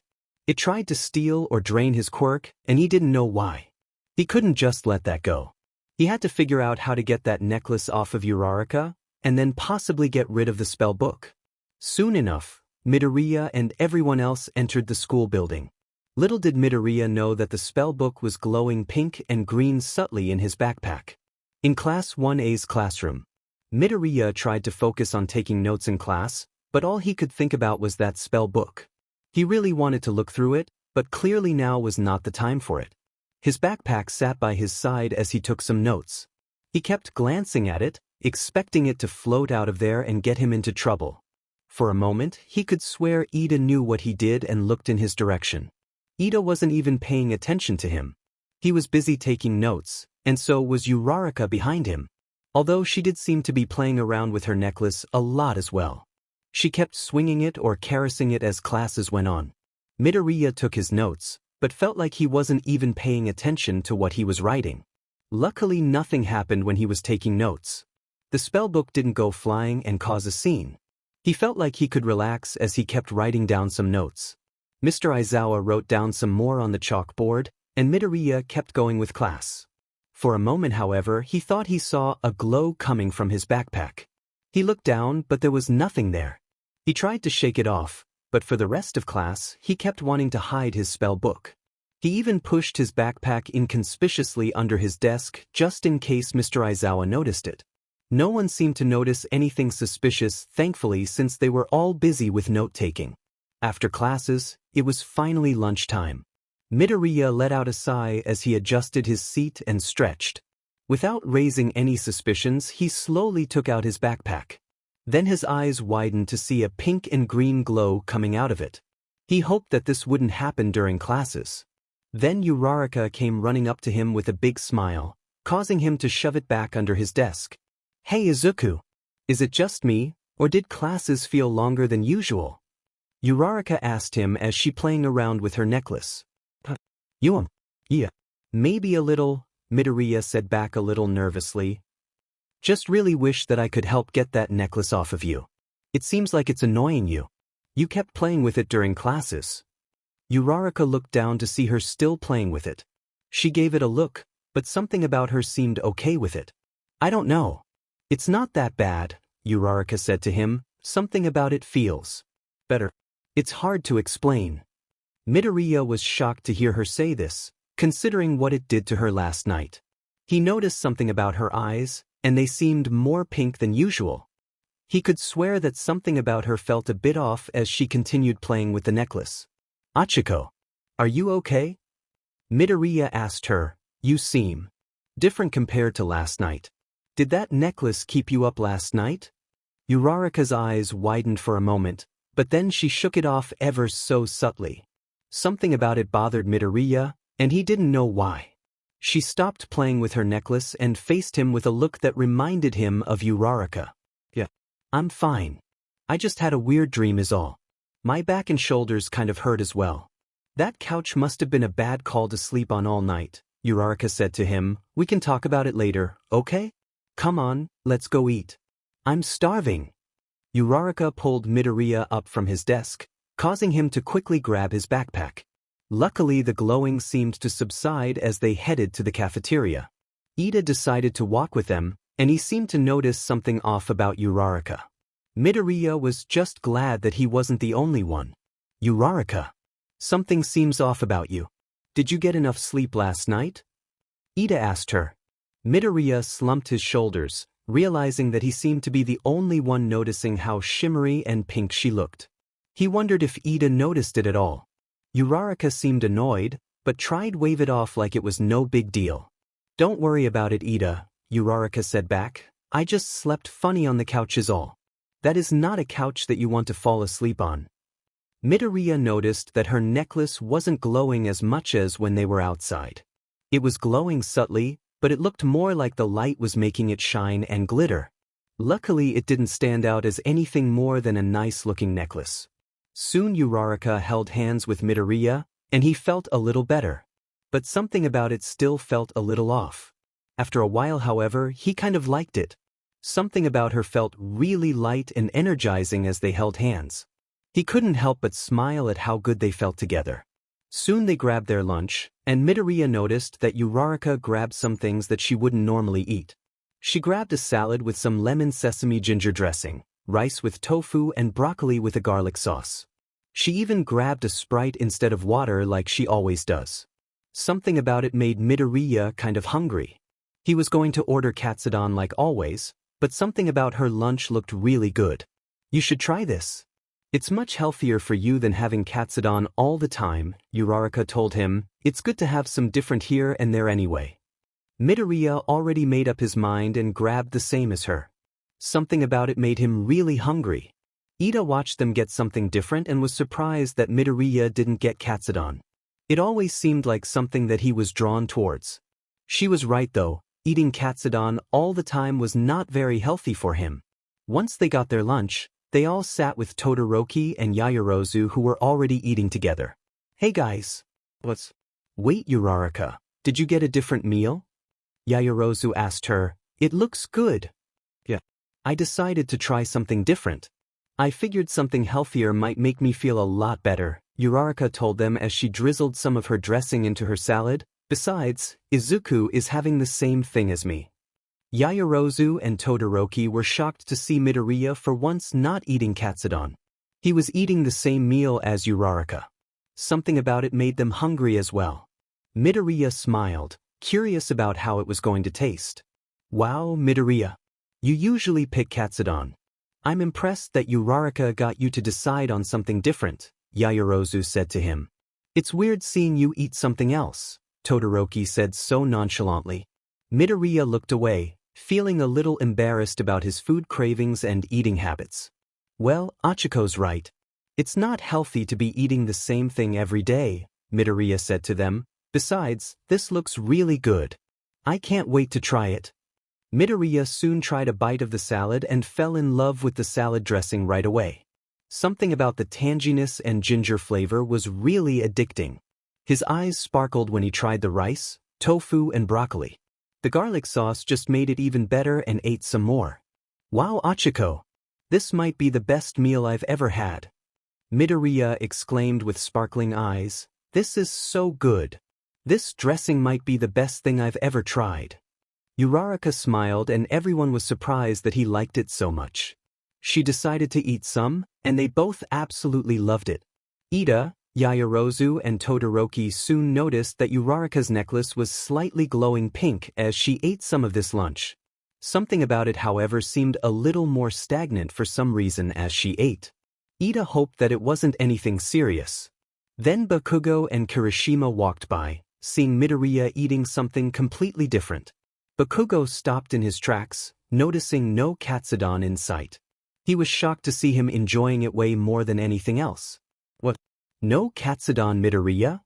Kirishima asked him with a shocked face. "But you always get that." "Yeah, but Achiko's right. It's not healthy to be eating it all the time," Midoriya said back with a mouthful of rice. "Besides, this is amazing. This might be the best thing that I've ever had here." Bakugo couldn't look away as Midoriya kept eating his meal. Kirishima soon pulled him over towards the table, and they soon sat down. Midoriya was surprised to see them sitting here, but was glad. Bakugo never sat with them, and Uraraka seemed to be making things much better between them. First they became friends, and now she was helping eat healthier. Something about felt too good to be true. "Deku, I'm surprised that you would even consider eating anything else," Bakugo said to him as he ate his mappo tofu. "Says the guy eating mappo tofu for the 4th time in a row," Kirishima said back with a big grin. Bakugo elbowed him, but Kirishima seemed to be having fun with it. Midoriya couldn't help but smile at Bakugo and Kirishima finally getting along. Not only that, but they were finally dating. Things were definitely started to settle down now that they were back from that weird shop. It made him feel so much more relaxed as he ate the rest of his lunch with Uraraka. Midoriya held her hand, and Uraraka smiled back at him. They stared at each other, having a good feeling about their day together. Ida noticed that the necklace was still glowing. He kept glancing at it, making sure things were okay. He at least hoped that things would be okay by the time hero training came around. In boys' changing rooms. It was finally time for hero training, and Ida felt a little worried about Midoriya and Uraraka. He felt like things were still a little off ever since they brought back those magical items. He still didn't know what to do about Uraraka and her necklace. She just seemed a little different, and he couldn't pinpoint what it was exactly. Something about her appearance seemed off, but he couldn't figure it out. He tried to shake it off and hoped that it was nothing important. He soon put on his hero costume, feeling better while wearing it. All of the guys were putting on their hero costumes, and Midoriya was almost done with his. Ida looked at him and noticed that he seemed a little nervous about something. He couldn't what he was nervous about, but he figured that it had to do with Uraraka. She hadn't really used her quirk since before she got the necklace. He just hoped that this wasn't affecting her quirk in some way, especially after what happened with Midoriya's fever a while ago. Midoriya, are you okay? Kaminari asked him. You seem a bit nervous about something. Is it Uraraka? That neck ace is a little weird, Todoroki asked him. Something about doesn't feel right. Ida noticed that Midoriya stopped what he was doing for a moment. He looked more relaxed when they mentioned Uraraka. He even had something in his eyes that looked almost in awe or sparkle that Ida had never noticed before. He even seemed to be smiling while he thought about her. No, I'm not worried about her, but I don't think there's anything wrong with that necklace. Something about her just feels different, Midoriya said to them. They all shared a look that he was falling in love with her all over again. Ida was worried if the necklace was doing something to him. Something about him just seemed less urgent to get the necklace off now. Ida walked up to him, snapping him out of it. He seemed a little nervous when he stepped closer to his backpack. Midoriya, you need to remember that her necklace is hurting her, Ida reminded him. You can't forget to look through that spell book. Midoriya seemed to snap out of it as if he were dreaming or something. Ida noticed that he looked nervous all of a sudden and grabbed his backpack. I know, Ida. Don't worry about it, Midoriya said back. I'll take care of it. Midoriya went over to his locker and went to put his backpack in it. Then he ended up tripping over someone's case, causing his backpack to spill open. Midoriya fell to the floor, and his eyes widened when he spotted his spell book glowing. Ida and everyone else was shocked to see it laying on the floor. Midoriya, why did you bring that thing here? Ida cried out. Mr. Aizawa is not going to like this. He'll take it away from you, and then you won't be able to help Uraraka. Suddenly, the spell book flew up and over everyone as it glowed pink and green. Ida was confused, but also concerned as to why it was glowing both pink and green. Ida tried to grab it, but it wasn't cooperating with him. Everyone tried to grab it, and Mineta even tried to throw a sticky ball at it. It kept weaving and dodging as it flew in the air. I told you, Midoriya, that was a bad idea. Ida cried out. Why would you lie to me that you even left this thing behind? Whatever you were planning on doing to help Uraraka might get taken away from you. If you had just listened to me, none of this would have happened. Midoriya stood up, feeling a little annoyed at Ida. He wanted to grab the spell book, but Ida was frustrating so much that all he could do was clench his fists. The spell book flew around the changing room, and surprisingly no one could grab it. Bakugo was a little annoyed with the book and tried to launch after it. But with the changing room being so small, it kind of made things more difficult. Midoriya, you've got to do something to take care of this thing. This book is going to mess everything up. Ida cried out. You're the one that bought this thing. I can't keep cleaning up your mess all the time. Midoriya couldn't stand this anymore as Ida kept going at him. Just shut up, Ida. Midoriya said under his breath. Just shut up. Ida was shocked to hear him say that and almost thought that he misheard him. Everyone else seemed to notice as others tried to grab the spell book. Midoriya, just listen to me for once, Ida said to him. Before anyone knew it, the spell book seemed to be doing something in the air. It stopped flying around and flew towards Midoriya. He grabbed it, not expecting it to land in his hands so easily. He didn't even need to go after it or anything like that. Soon enough, it flew open and flipped through the pages as it glowed green and pink. Midoriya looked at it with such fascination as everyone worried about him.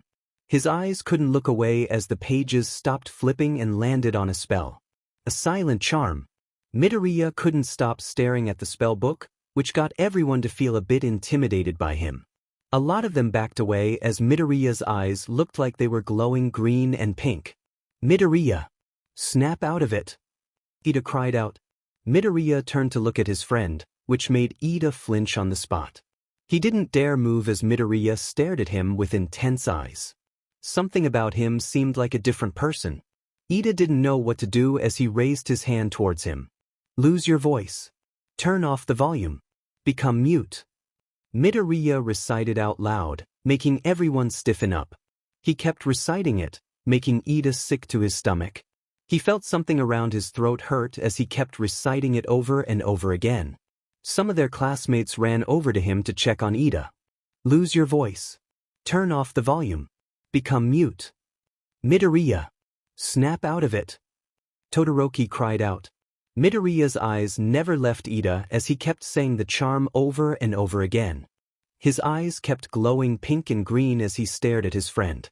Ida felt his throat burn up as everyone tried to help him out. He tried to get up, but the burning sensation hurt a lot. Ida looked up to see Midoriya still reciting the charm.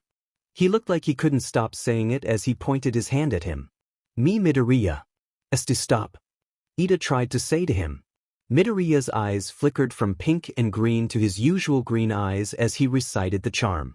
Soon enough, something stumped him. He tried to speak, but something was stopping him from saying the charm. He couldn't say anything as the glowing still got through to him. Lose your voice. Ida noticed that Midoriya was fighting against the charm, but he couldn't get away from the spell book. He turned to the spell book, knowing full well that he had to get it away from him. Ida tried to get up, but the charm was still in effect. He felt his throat burning and tried to fight through the pain. Then he looked at Bakugo, who was closest to the spell book. Bakugo, take the SP spell book. Ida tried to tell him. Bakugo turned to the spell book and launched right at it with no hesitation. He tried to grab it, but the spell book flew away from him. Luckily, it didn't want to leave Midoriya's side. Bakugo quickly grabbed it with his ignited hand and tossed it away from Midoriya. Midoriya's eyes stopped glowing and soon felt himself go back to normal. He soon snapped out of it and felt like he had to catch his breath. Midoriya didn't even understand what had just happened in that moment. He remembered Ida getting upset with him bringing the spellbook here, and then Midoriya looked up to see Ida on the floor, holding his throat. He squinted his eyes as if he were in pain. His eyes couldn't look away from Ida as realized what he had done.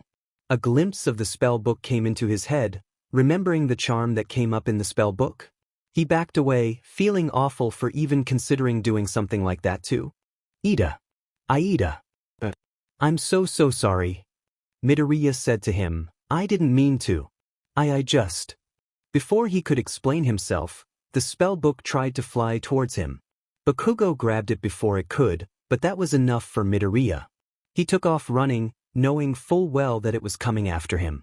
Me Midoriya. Ida cried out, but his throat hurt so much. Bakugo tried to fight it, but it slipped out of his hand. Everyone tried to grab it, but it kept trying to get to Midoriya. The spellbook was soon captured by them, and they all piled stuff on top of it. That was the only way they could stop it from leaving. Wow. That spellbook is a tough grab, Siro said to them. But what about Midoriya? Mineta asked them. Ida was worried about him. He remembered seeing his eyes and how scared he looked when he saw him gripping his throat. He knew that it wasn't necessarily his fault. This spellbook was somehow drawn to him in more ways than one. All Ida could do was watch Midoriya run away from them. In the girls' changing room, Uraraka was already dressed in her hero costume and ready to do some hero training. Then her necklace began to glow. It felt more powerful than the cleaning spell in that moment. She knew right away that Midoriya was using the spellbook for some reason. She could feel it as it glowed bright pink on her chest. It felt like it was draining her energy as she stood there staring at it. Uraraka, what's going on? Ashido asked her, is it supposed to do all the time? No. It's Izuku, Uraraka said to them. He's using the spellbook. He must have snuck it into the school. Everyone in the changing room hoped that this wasn't true. They didn't want to get into trouble for bringing something like that onto school property. Mr. Aizawa would never stop lecturing them if he found out about this. They would maybe even confiscate it, and then they wouldn't be able to help Uraraka. You really don't think Midoriya would actually use the spell book for something stupid, do you? Jar asked them. Uraraka didn't think so, but she's still worried about him. The spell book was even trying to drain his quirk or something like that. She never even got around to telling anyone about that. Before she could even think about it, she decided to head out. She felt a little dizzy as she stumbled over her boots. For a moment, she felt like someone or something was reaching out to her. It felt like that same energy or whatever it was in her dream. Are you okay, Uraraka? Azui asked her. Why? Just a bit dizzy, Uraraka said back. We need to help Izuku. They soon left the changing room and headed to the boys' changing room. Before they knew it, however, Midoriya almost bumped into Uraraka. He almost collided into her, but they moved out of the way. Uraraka noticed how scared he was of something and grabbed his wrist before he could leave. He tried to break free from her grasp, but she wouldn't let him. Izuku, what's going on? Why is my necklace glowing? Uraraka asked him. Midoriya didn't answer as he tried to run away from her. Then he realized who was holding his hand and looked at her for a moment. He looked at her necklace and noticed that the glowing was fading away. She could tell though that he'd done something with the spell book. Izuku, what did you do? Uraraka asked him. Please don't tell me you snuck in the spell book. Midoriya looked hurt that she would even mention it. He stopped resisting her and relaxed for a minute. Uraraka held his hand, noticing some weird energy coming off of it. It felt really warm and energized like her necklace. She could tell that something happened between him and the guys. Midoriya didn't say anything, confirming her suspicions. They all stood there, looking disappointed in him. Uraraka noticed how hurt he looked and worried that he might have hurt someone. Izuku, please tell me what happened, Uraraka said to him with worried eyes. Midoriya hesitated for a moment, and then noticed Uraraka's eyes looking more pink than ever before. Somehow knowing noticed this and only him. He had to help her out and fast. Aye. Before he knew it, everyone in the boys' changing room came running out of there. Once Midoriya spotted Ida, Uraraka noticed how terrified Midoriya looked. Whatever he did, it was to Ida. Uraraka could tell by the way he held his throat and the look on his face. A couple of them noticed that Bakugo and Kirishima were still in the boys' changing room, and they didn't know why.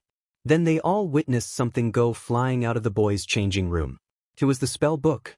Midoriya's eyes widened in shock and ran away from everyone. Uraraka felt the spell book go launching towards him, feeling that same energy as her necklace. Something about it also felt like Midoriya's quirk for some reason. The spell book chased after him, and Uraraka felt like she had to do something to stop it. She ran after it, causing everyone to run after her. Uraraka, don't go near it. Kirishima cried out. I don't care about that. I just wanted to stop it from going after Izuku. Uraraka cried back. Uraraka, stop. Everyone cried out as she kept running after him. Uraraka couldn't stop running now. She soon caught up to the spell book, but it was still far away from her. It was launching towards Midoriya as if he were a magnet to the spell book. She tried to pick up the pace, but it was so much faster than she expected. She also felt a little tired from him using whatever spell or charm that Midoriya used. The spell book was trying to keep up with him, but Uraraka had to do something in order to grab it. Luckily, she had her hero costume on in that moment. She aimed her gauntlet right at a wall across from her and launched it right at it. It got stuck in the wall, causing it to get stuck in it. She zoomed towards it as she tried to catch up. She was soon face to face with the spell book as she tried to grab it. Before she knew it, she had grabbed it and fallen to the floor. Uraraka fell to the floor, causing the cord from her gauntlet to come off. The spell book tried to get away from her, but she gripped onto it as tightly as she could. Midoriya hesitated to come over to her, so he decided to stay away from her. Uraraka held onto it, but it wasn't letting up. Her necklace was even glowing as it fought her. Everyone soon caught up to her as she tried to stop it from getting to Midoriya. Then she looked at Midoriya and thought of something that might help them out. She activated her quirk on the spell book, which caused it to calm down. It wasn't fighting against her anymore. If anything, it was relaxing into her hands. Midoriya and everyone else was shocked to see that Uraraka actually managed to pull this off. The spellbook settled down and soon stopped glowing pink and green. Everyone felt like they could finally relax as Uraraka held it carefully. Midoriya didn't dare get anywhere near the spellbook. Uraraka looked at Midoriya, back at the spellbook, and then at Ida. She noticed how he looked hurt as he held his throat as if he were in pain. Uraraka, that was awesome. You actually caught it with your bare hands. Ashido cried out with joy. Hey, I did as well. That thing is dim and slippery. Bakugo cried back. Uraraka stood up, feeling a bit nervous as to what happened to Ida. She was about to ask them what happened, when a couple of teachers came running into the hallway. Everyone tensed up finding Mr. Aizawa and All Might standing there looking concerned. Uraraka held the spell book and inconspicuously tried to hide. But Mr. Aizawa noticed her and glared daggers at her and everyone else. What is going on here? Mr. Aizawa asked them, this better be good. Uraraka looked at Midoriya, and he looked a little nervous about facing Mr. Aizawa. He couldn't even sneak away or anything with the spell book. They were caught between a rock and a hard place. Ida tried to speak, but his throat hurt a lot, which concerned Uraraka and everyone else here. Well, it's kind of long story, Uraraka said for Midoriya and her classmates. Mr. Aizawa walked up to them, making them flinch on the spot. I've got plenty of time, Mr. Aizawa said back with a stern glare. I figured that something happened when no one showed up for hero training. He then glared at Midoriya, making him stiffen up in place. Mr. Aizawa waved them over, and they all hesitantly followed him over to dormitory. They were at least glad that they would have more privacy to talk about it in the dormitory. Uraraka noticed that Midoriya kept his distance as she held the spell book. Something about it bothered at the moment, and she held it tight in her hands. She noticed that he kept glancing over at Ida, who was still caressing his throat as if something was bothering it. Whatever happened between them, Uraraka hoped that this wouldn't affect their relationship. She felt really bad that they even went on this trip together in the first place. Something about it made her feel bad for even inviting Ida. All she wanted was to bring him along so that they could be closer together. Now she feels like she made things much worse. They all soon found themselves outside and headed back to the dormitory. They all walked there in their hero costumes. Uraraka had a feeling that they weren't going to be doing any sort of hero training tonight. She held the spell book in her hands, feeling something come over her. Something about the necklace and spell book together gave her a sense of urgency for some reason. She was drawn to it and she almost felt the need to look through it. Uraraka felt like she was losing a bit of her energy from this morning as the necklace tried to reach out to her. Something or someone kept trying to reach out to her. She could swear that she heard jingling bells in the distance as she held the spell book. Uraraka looked down at her necklace and felt like there was something inside of it. The wind picked up, which gave her chills as she looked down at it. Before she could do anything about it, Ida got her attention. He snapped her out of it, and they all headed into the dormitory. In Class 1A's dormitory, Midoriya felt nervous as everyone in his class were guided over to the common room. They all sat down as Mr. Aizawa and All Might stood there by the TV to get a good look at everyone. Midoriya didn't even dare to look at Ida as they sat down to face their teachers. Mr. Aizawa glared at everyone with his quirk activated. For some reason, Mr. Aizawa looked at Midoriya and Uraraka like something was wrong. He let out a long sigh like he was tired of talking to them. Alright, what happened here? Mr. Aizawa asked them, and don't try to avoid the subject. I wanted the truth. Now. Midoriya didn't even dare look at Mr. Aizawa as he stared at all of them. He looked at Uraraka, who was holding the spell book under her arms. He could tell that she was contemplating on what to tell them. Then he noticed something that Midoriya wasn't expecting. Uraraka. Necklaces are not allowed during hero training. You should know this by now, Mr. Aizawa told her. He noticed Uraraka stiffen up, and she didn't know how she was going to get out of this one. Midoriya and her locked eyes with each other, and he knew that she had to tell him. He hoped that he would understand where they were coming from. They needed the spell book for Uraraka's necklace. She looked at him, and he could tell that she understood what he wanted her to do. Sorry sir, but you see, I can't take it off, Uraraka said to him, it's kind of stuck. Mr. Aizawa looked at her, and then looked at Midoriya, who was nervous to say anything. He could tell that Mr. Aizawa knew that Midoriya gave it to her. All right then. I'm listening. Why were you all running around in the hallway? Mr. Aizawa asked them. Ida? You better have a good explanation for all of this. Midoriya's eyes widened in shock and could barely look at him. He did however notice how Ida was still in pain, making him feel much worse. Ida tried not to make it seem all that bad, but he could barely talk through the pain. He tried to, but it hurt so bad. Mr. Aizawa gave him a suspicious glare, and Midoriya could tell that he was in big trouble. Can someone explain to me why Ida is hurt? Mr. Aizawa asked them. Someone tell me what's going on or I'll give everyone detention. Midoriya tried to avoid eye contact with Mr. Aizawa, but All Might seemed to notice him looking nervous. Young Midoriya? Did something happen between you two?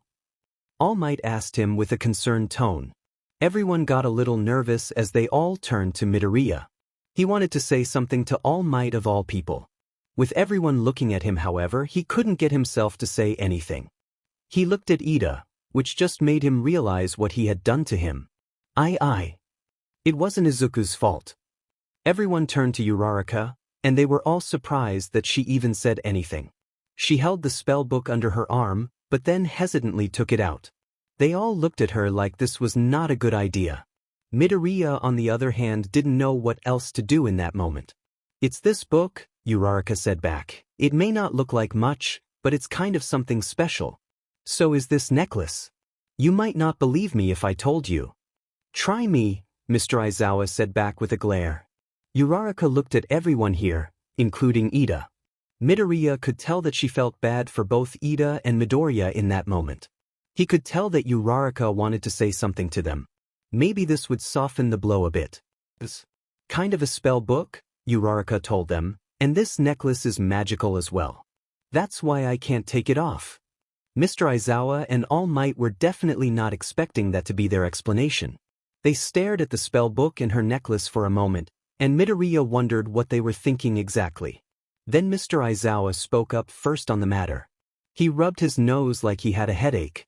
Come on guys. I don't have time for this, Mr. Aizawa said back. Tell me the truth or everyone gets detention. But she's telling the truth. Kaminari cried out, causing Mr. Aizawa to use his quirk on them. Mr. Aizawa.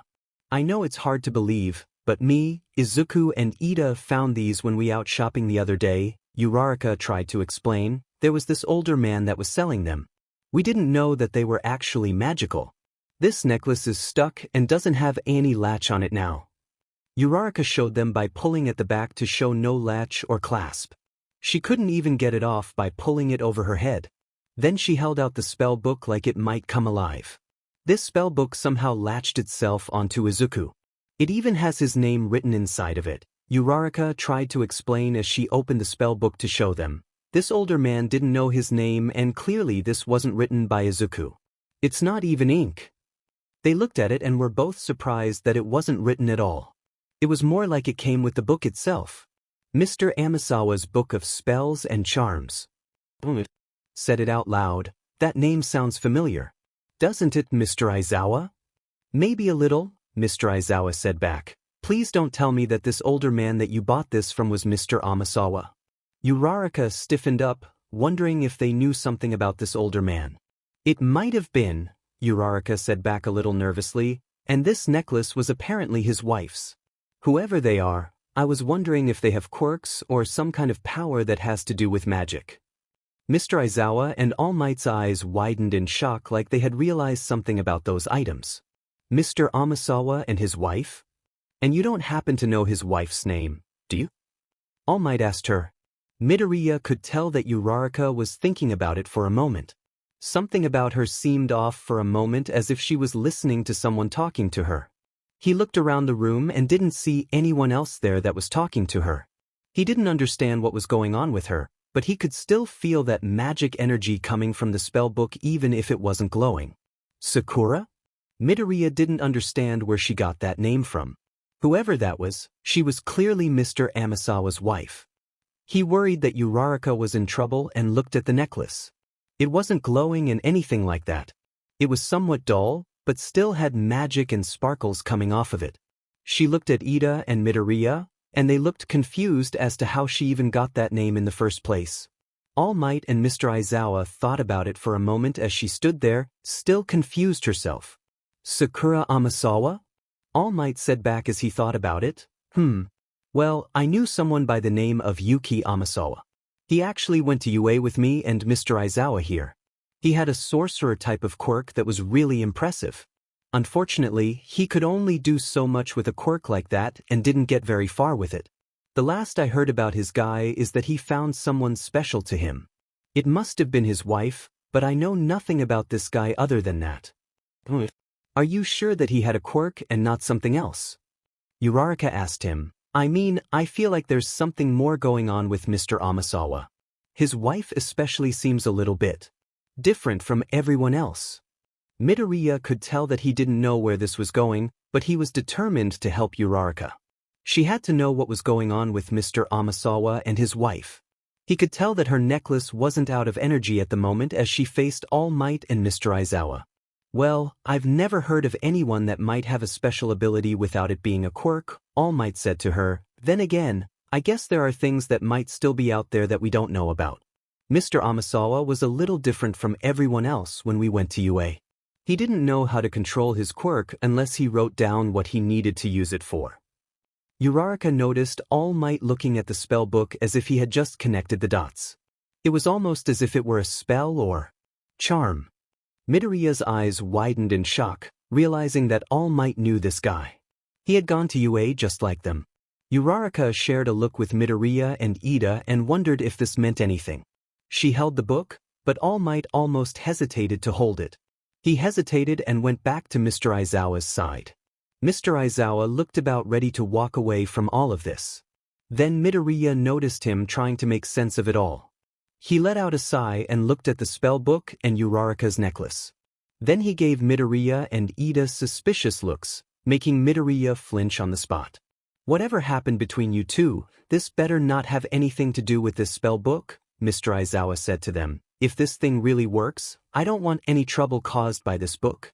It's not worth using it if you're gonna end up hurting someone with it. I might as well confiscate it right now. Uraraka almost took it away from him before he could, but was nervous to do so. Mr. Aizawa, you can't. Uraraka cried out. We need to take this necklace off. It's the only way. No one else can take it off, and Izuku is the only one who can use this spell book. That confirmed it for Mr. Aizawa, and he glared at Midoriya. He activated his quirk, making Midoriya almost jump. So you did use it, Mr. Aizawa said to him with a piercing glare. Whatever this book is, you shouldn't use it whenever you want. You better not have used it to hurt anyone in this room. Midoriya was shaking on the spot as he tried to avoid his gaze. Uraraka didn't want anyone else to get in trouble. They needed Midoriya's help for getting this necklace off of her. He really wanted to help Uraraka, but he did feel like there was more going on with both the necklace and the spell book. He didn't know what, but he could tell that Uraraka was going through something. That necklace was changing her appearance and no one else seemed to notice, but there was something else. He couldn't pinpoint what it was though at the moment. Midoriya hesitated to say anything, but he couldn't get himself to do it. I didn't mean to. I just got upset. Then Midoriya trailed off as Uraraka stood there. Mr. Aizawa looked at Ida, and Uraraka could tell that who knew for the most part what happened between them. He let out a sigh and looked at Midoriya with a stern glare. Midoriya, I may not know what exactly happened, but I do know that what you did was not okay. You hurt one of my classmates, so you're going to have to face the consequences. Chores around the dormitory for a week, Mr. Aizawa said to him. Why yes, sir. Midoriya said back as he looked away from him in shame. Uraraka looked at Midoriya and worried about how this might affect their progress. For some reason, however, he noticed her seeming to be okay with it. I'm going to confiscate it. If it's that important to take off that necklace, then I'd rather you guys figure it out quickly, Mr. Aizawa explained to them, Is there anything about the necklace that I should be worried about? Midoriya noticed that Uraraka avoided looking back at them for some reason. She seemed to be a bit out of it for a moment. For a minute there, he thought he felt something or someone was in the room with them. He could swear he saw a pink glow or orb in the corner of the room, but it felt closer than that. He knew that there was something here, but couldn't seem to pinpoint where it was. He then looked at Uraraka and noticed her listening to something nearby. He didn't know what she was doing, but worried about her wearing that necklace for a lot longer than they planned. No. It just glows here and there. Nothing more than that, Uraraka told them. Midoriya's eyes widened, and everyone else were also shocked to hear her say this. Midoriya didn't understand where this was coming from and hoped that she was only saying this so that they didn't get into more trouble. He couldn't help but look at the necklace and wondered what this was doing to her. Mr. Aizawa looked at all of them and soon let them go. He was exhausted and needed some rest from all of this drama. Even All Might was a little tired from all of this and walked away to let them handle this. Uraraka held the spell book, and Midoriya could feel something coming off of it. It felt like it had more magic stored inside of it than when they first had it. In the common room, Uraraka held the spell book and looked at it for a good while. Mr. Aizawa and All Might left them with the spell book, which surprised her. For some reason, it didn't bother her that much that she still had the necklace on. She looked down at it and felt okay with it still being on. It wasn't that bad, and it felt good to have something so magical. Something about it felt kind of like she had a friend around her all the time. She then looked at the spell book, wondering if they would even be able to get it off of her. Before she could open it, Midoriya came up to her. She noticed that he looked worried about her. "Hey Achiko," Midoriya said to her, "that was pretty brave of you to stick up to Mr. Aizawa like that, but why did you lie to him about your necklace?" Uraraka knew that he or anyone else would ask that. She looked at Ida, who was still looking like his throat hurt. Yaoyorozu decided to make him some tea that might help soothe it. She looked back at Midoriya, then the spell book. She remembered hearing someone talking to her, but it sounded like jingling bells for a moment. Then she heard a voice telling her what to say. She reached up to touch her necklace, but felt relaxed as she wore it. "It's not that big of a deal. I only lied to Mr. Aizawa and All Might so they didn't worry about us," Uraraka told him. "Besides, you still need this spell book to get the necklace off. I didn't want them to take it away from you." Midoriya looked down at the spell book in her hands, and Uraraka could tell that he was still worried about her. She felt somewhat annoyed, which bothered her. She wanted to give it back to him, but something or someone was telling her to keep it. Something about it made her want to look through the pages to try to find the spell or charm herself. Maybe even burn the book for some reason. Uraraka's eyes widened and realized that something was wrong. She felt like she snapped out of it and soon looked at Midoriya. He looked worried about her, which she finally noticed how things were right now. She soon didn't like the feeling of holding the spell book and gave it to Midoriya. "You can have it back," Uraraka said to him. "Something about it just feels better with you. I'm sure you'll find a spell or charm in there soon." Midoriya looked at the spell book, and then at Ida. He was sitting by the coffee table drinking some hot tea that Yaoyorozu made for him. Once he drank some hot tea, Ida winced from how much his throat hurt. Midoriya frowned, and Uraraka noticed how hurt he looked about this whole situation. Whatever happened between them, she knew that it wasn't anything good. "Whatever happened between you and Ida, I'm sure that he'll forgive you," Uraraka told him. Midoriya clenched his fists around the spell book, and Uraraka noticed. "No. Achiko, I don't think he will," Midoriya said back, fighting the urge to tear up. "He got mad at me for bringing the spell book into school. One thing led to another and somehow. The spell book. It just felt like something that I had to do. I couldn't stop myself. You should have seen his face, Achiko." Uraraka noticed how distraught Midoriya looked in that moment. He felt so bad for hurting Ida, and she wanted to do something to help him out. "Izuku. He's still your friend," Uraraka said back. "I'm sure he understands that this isn't something that we usually deal with. Maybe let him settle down and get some rest. You could talk to him tomorrow morning." Midoriya looked back at her, and she gave him a genuine smile. His cheeks turned red as the moonlight streamed through the windows and reflected off of her face. She noticed that he couldn't stop staring at her, causing her to blush a little. She held his hand, making her heart flutter. For a moment, her necklace began to glow as they held hands. Even the spell book felt a little energized as he held it. Everyone noticed her necklace glowing and worried that something was wrong. Uraraka felt so light on her feet all of a sudden, and she felt like she accidentally used her quirk on herself. But she didn't and felt as though something was making her feel that way. She looked down at her necklace and noticed that it was floating a little. Something was coming off of it, which made her feel lighter on her feet. It looked like golden glitter. Midoriya and Uraraka couldn't stop looking at it as it barely made any of it.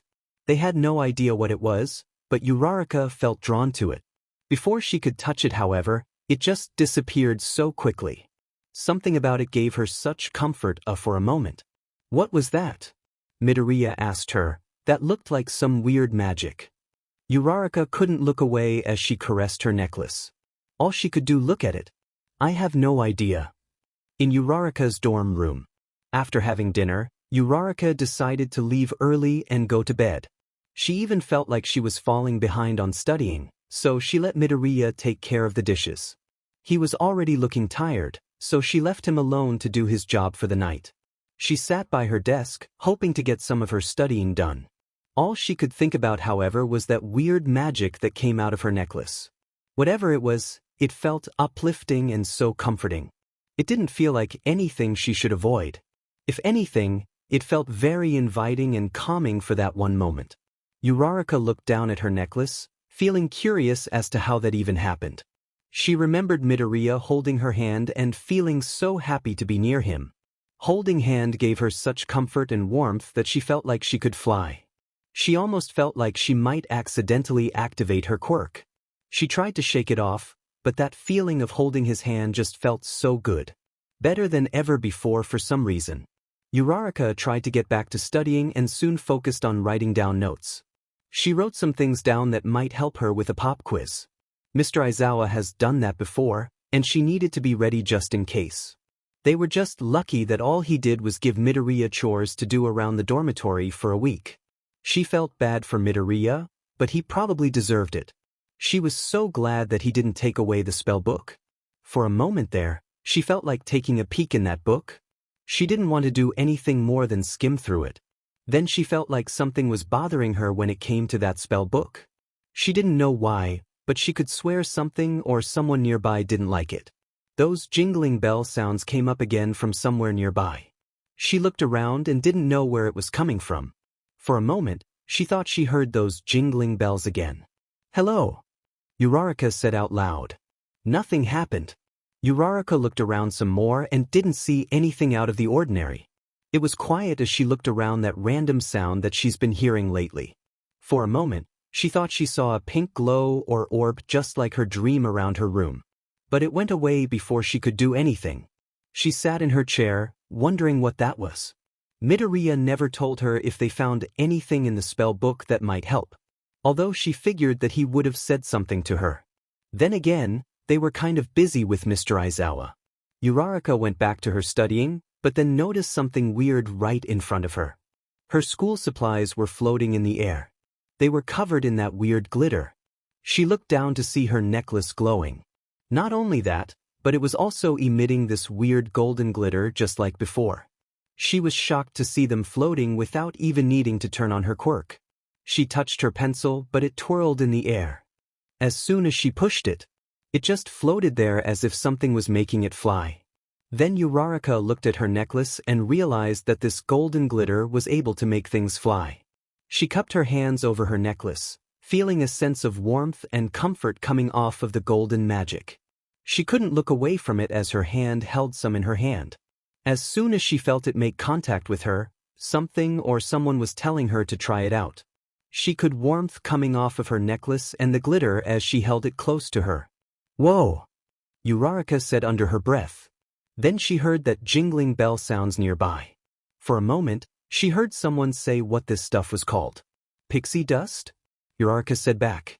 She grew curious and poured some over her head. As soon as she did that, it felt like Midoriya was hugging her in a warm embrace.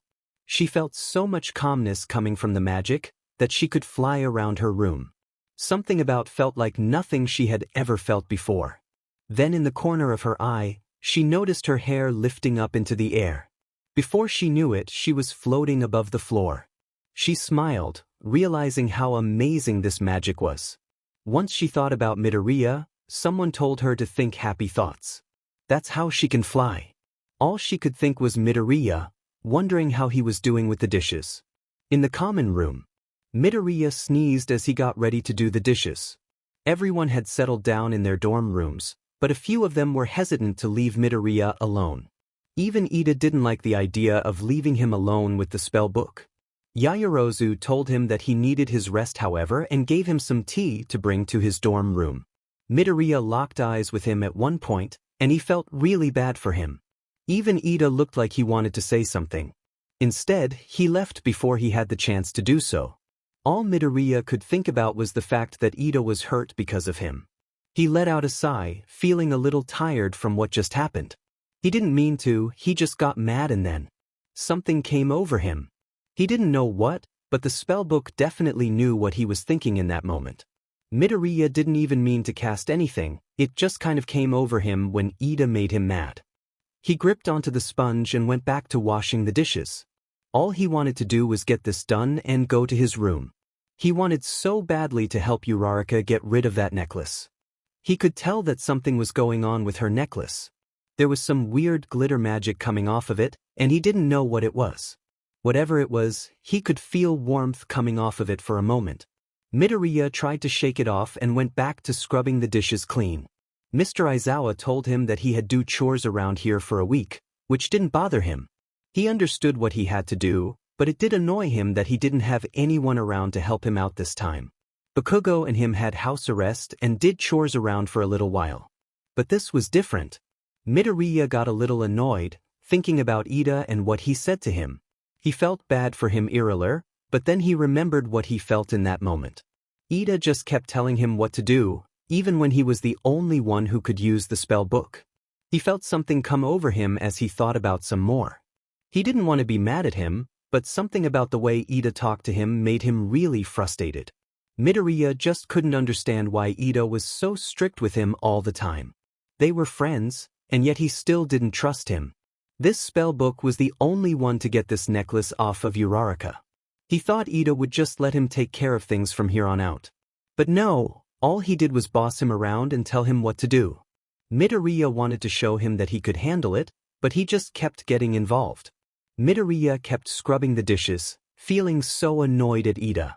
Ida, why do you have to be so annoying all the time? Midoriya asked himself. Then he took a moment to look around him. No one was around, it was only him. And the spell book. Midoriya glanced over at the spell book that was laying down on the table in the dining room. It just sat there, and Midoriya expected it to fly open to another spell or charm. He was tempted to look at it, but then remembered what happened to Ida. He tried to shake it off and went right back to the dishes. For a while it was really quiet. He tried to move on from Ida, but it just made more frustrated that he couldn't help Uraraka yet. He wanted to get it off of her, and Ida kept getting in the way. Whatever the necklace doing to her, he worried that she was hurt. Even that glitter that was coming off of her earlier seemed like something that shouldn't be happening. Midoriya scrubbed the dishes and made sure they were ready to dry off. He was almost ready to dry them off, when he felt something come over him. It felt like he was surging with a weird energy that didn't feel like one for all. It felt different and magical. He felt nervous to look behind him, but did so anyway. Midoriya then spotted the spell book glowing pink and green. He tried to ignore it and go back to drying the dishes. Then it suddenly flew over to him and was displaying the pages right out in front of him. He almost fell to the floor and backed up against the counter. It kept flying towards him as if it wanted to be read. The glowing intensified as it got closer to him, causing his eyes to glow as well. Midoriya tried to push it away from him, but it kept insisting that he looked through it. No. Stay away from me. Midoriya cried out. Midoriya even had to use one for all, but then he felt like something was wrong. He noticed that the green sparks coming off of him were getting SCD into the spell book. His eyes widened in shock, not sure what any of this meant. But he knew that it wasn't anything good. He felt the spell book absorbing his quirk, causing him to feel lightheaded. He tried fight against it, but it was pretty strong. He couldn't even get himself to turn off one for all as it kept taking it. Midoriya felt something come over him as the spell book got closer to him. He felt like the spell book wanted him to cast a certain spell. It flipped through some pages automatically, and Midoriya left it pulling him closer to it.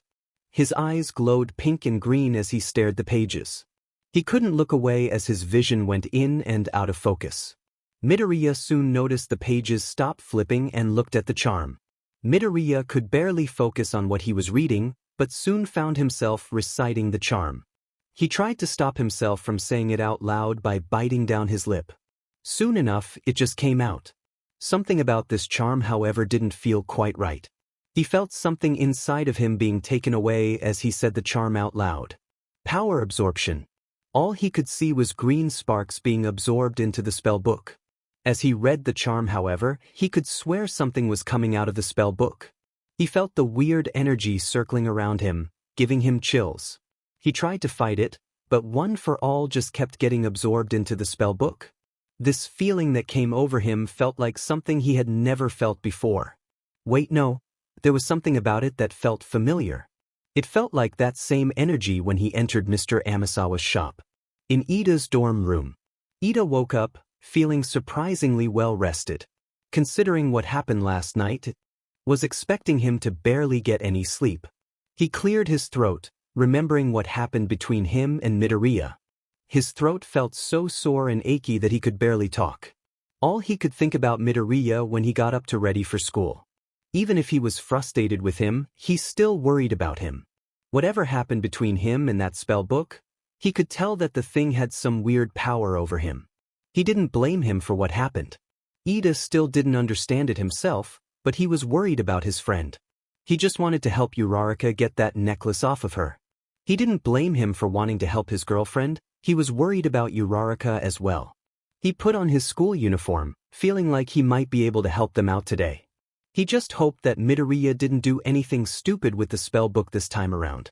Ida tied his tie, wondering if Uraraka was up. Once he was ready, he grabbed his school bag and left his dorm room.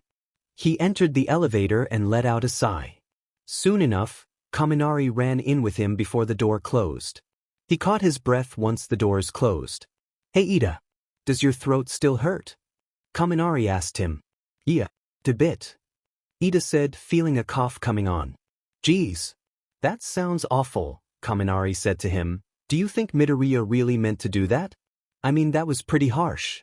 Even for him." Ida gripped onto his school bag, feeling a little bad for Midoriya. He could tell that he didn't mean to just based on his scared expression when he stopped reciting the charm. Whatever happened, he had a bad feeling about the spell book.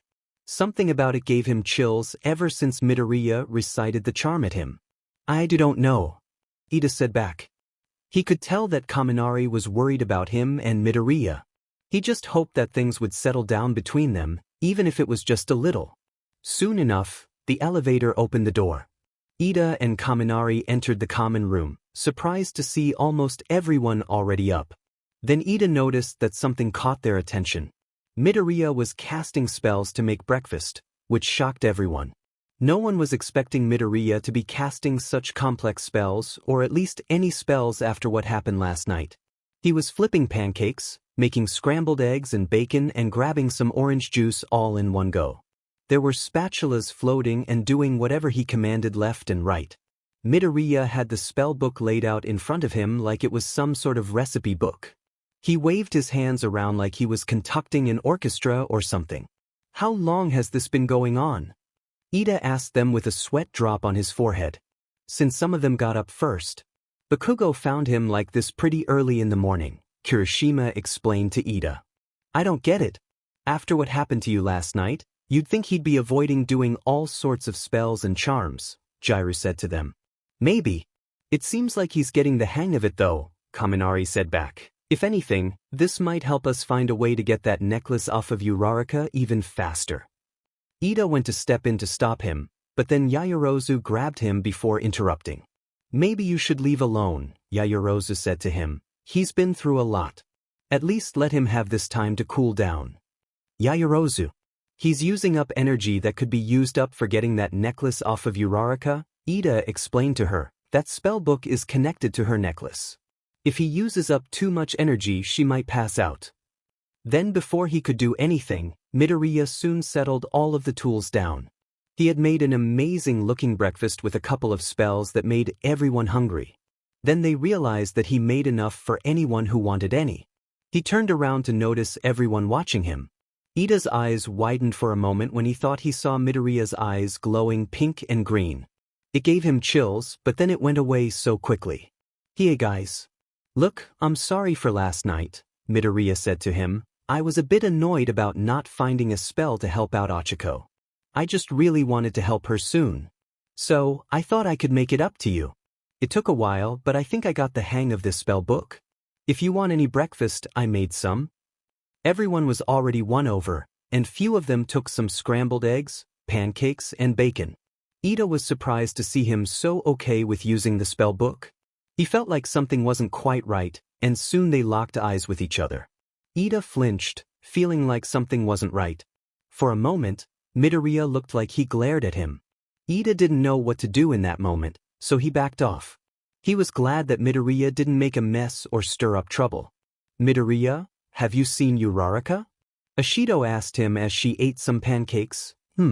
These pancakes are delicious, by the way." "No, I haven't. She's probably sleeping," Midoriya said back. "I'm sure she's pretty exhausted. Hopefully I can find a spell to help deal with this necklace. It's pretty powerful and needs to be contained." Ida heard that and didn't understand where that came from. Midoriya seemed to realize what he said and pulled back a bit. Ida noticed him trying not to look at him. But when he did, he looked annoyed with him. "What do you mean, Midoriya? Don't you just want to get the necklace off of her?" Kaminari asked him. I do. It's clearly much stronger than I thought. I don't want Ochako to be affected by it," Midoriya said back, looking a little nervous. "Fairies are not to be underestimated. At least, that's what it says in the spell book."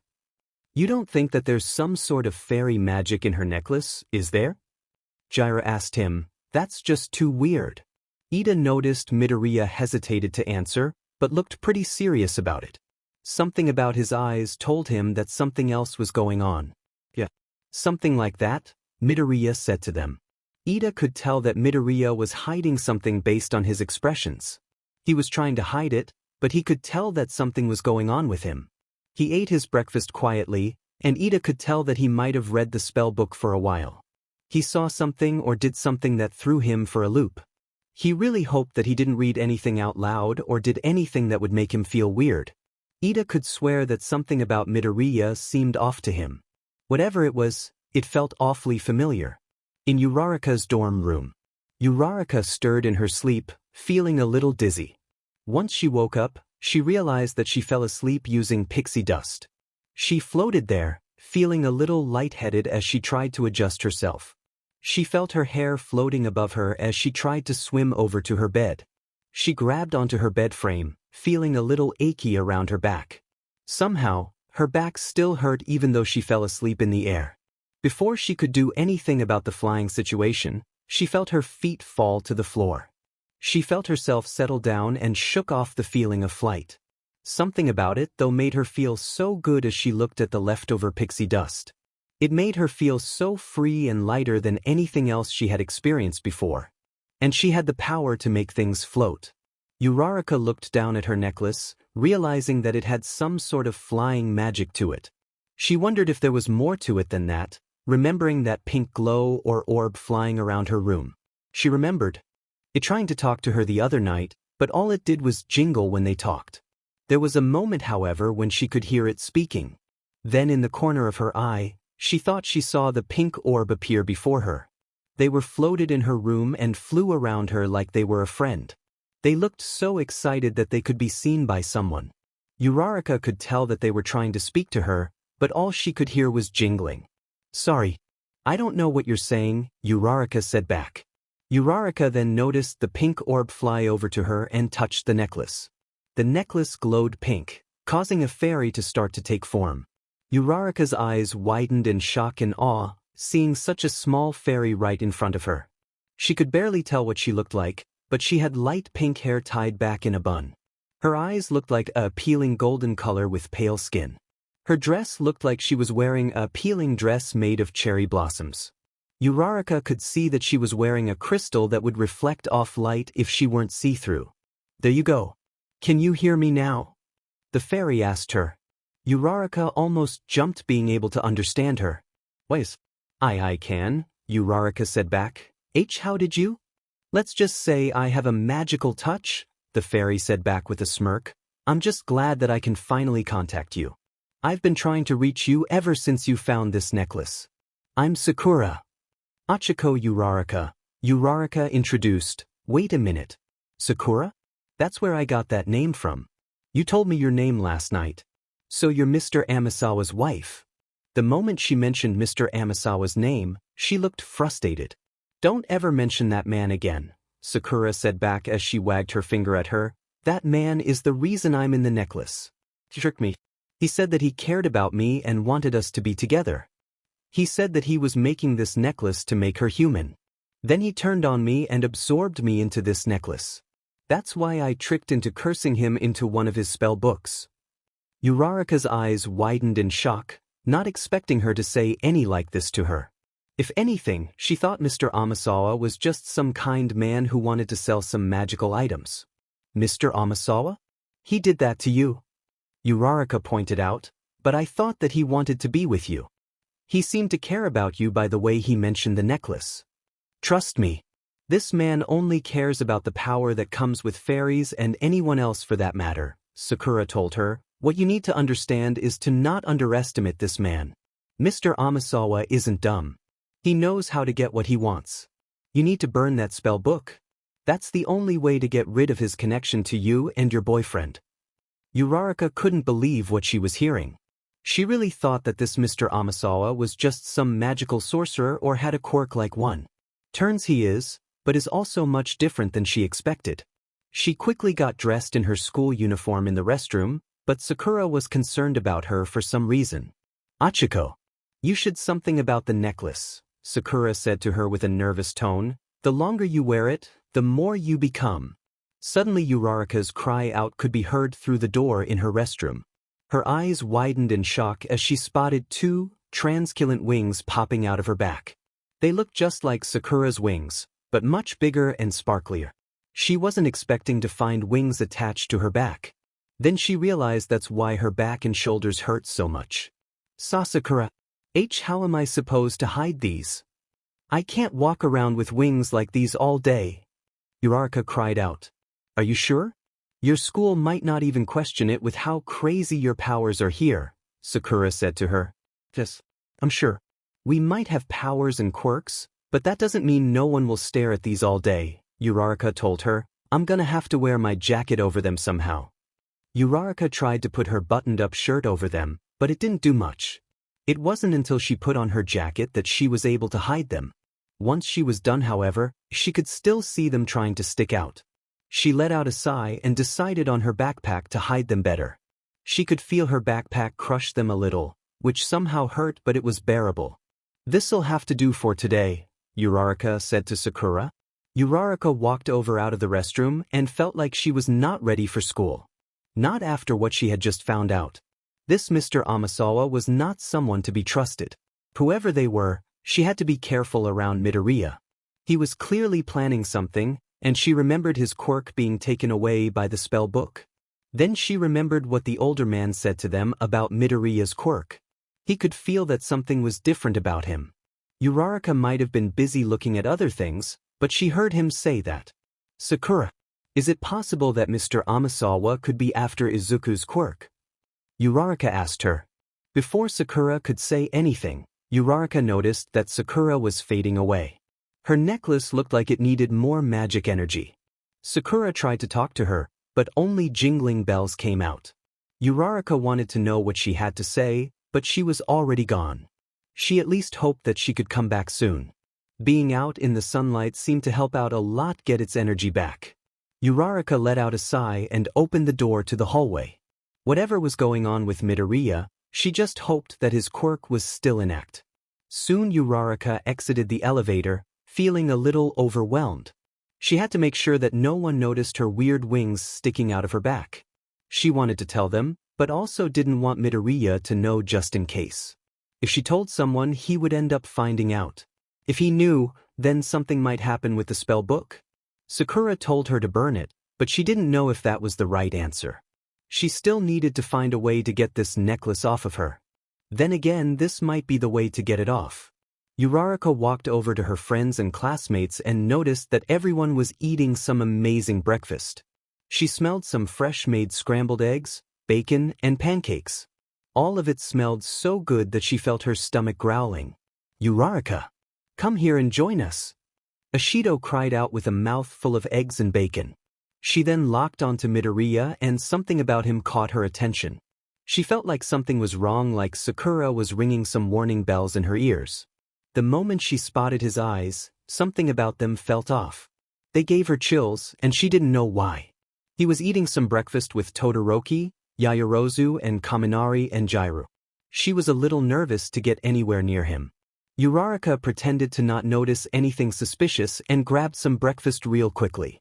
She wanted to sit with Midoriya, but something told her to sit with Ashido.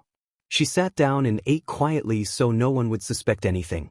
For a moment, she looked over at Midoriya. Something about him seemed a bit different. She really hoped that nothing happened between him and the spell book. Then she ate some of her breakfast, making her mouth water. "Whoa! This is delicious. Who made this?" Uraraka asked them. "You're not going to believe this, but Midoriya did." Ashido cried out. "He actually used the spell book to make all of this. Isn't that so cool?" Hagakure commented. Uraraka stopped eating and looked back at Midoriya. For some reason, it made sick to her stomach that he used the spell book to make all of this. She then noticed the spell book sitting on the table with Midoriya. He kept it close, which made her wonder if something else happened with it. He clearly wanted nothing to do with it last night, and now she knew something must have happened to him last night. Uraraka ate her breakfast as she stared at the spell book. All she could think about was what Sakura told her. She had to take that spell book somehow away from Midoriya. She could tell that this was something that she had to take care of herself. Since Midoriya was kind of stuck with it, she had to take it when he wasn't looking. She didn't know how she was going to be able to do that, but she had to find a way to do it during or after classes. Once breakfast was finished, Uraraka walked to school with everyone. She decided to walk with Midoriya so things didn't seem so suspicious. She didn't want to, but she had to do something to make things less weird-looking. Once she exited the dormitory, she could feel her wings try to spread out. The sunlight seemed to help get her energy back, making her necklace glow slightly. In the corner of her eye, Uraraka spotted Sakura nearby. She almost jumped, but Sakura put her finger to her lips. Then Uraraka noticed that no one seemed to notice her. She was the only one who could see her. She only hoped that Midoriya couldn't see her. She didn't want to risk blowing Sakura's cover. Her necklace glowed, catching Midoriya's attention. "Don't worry, Achiko.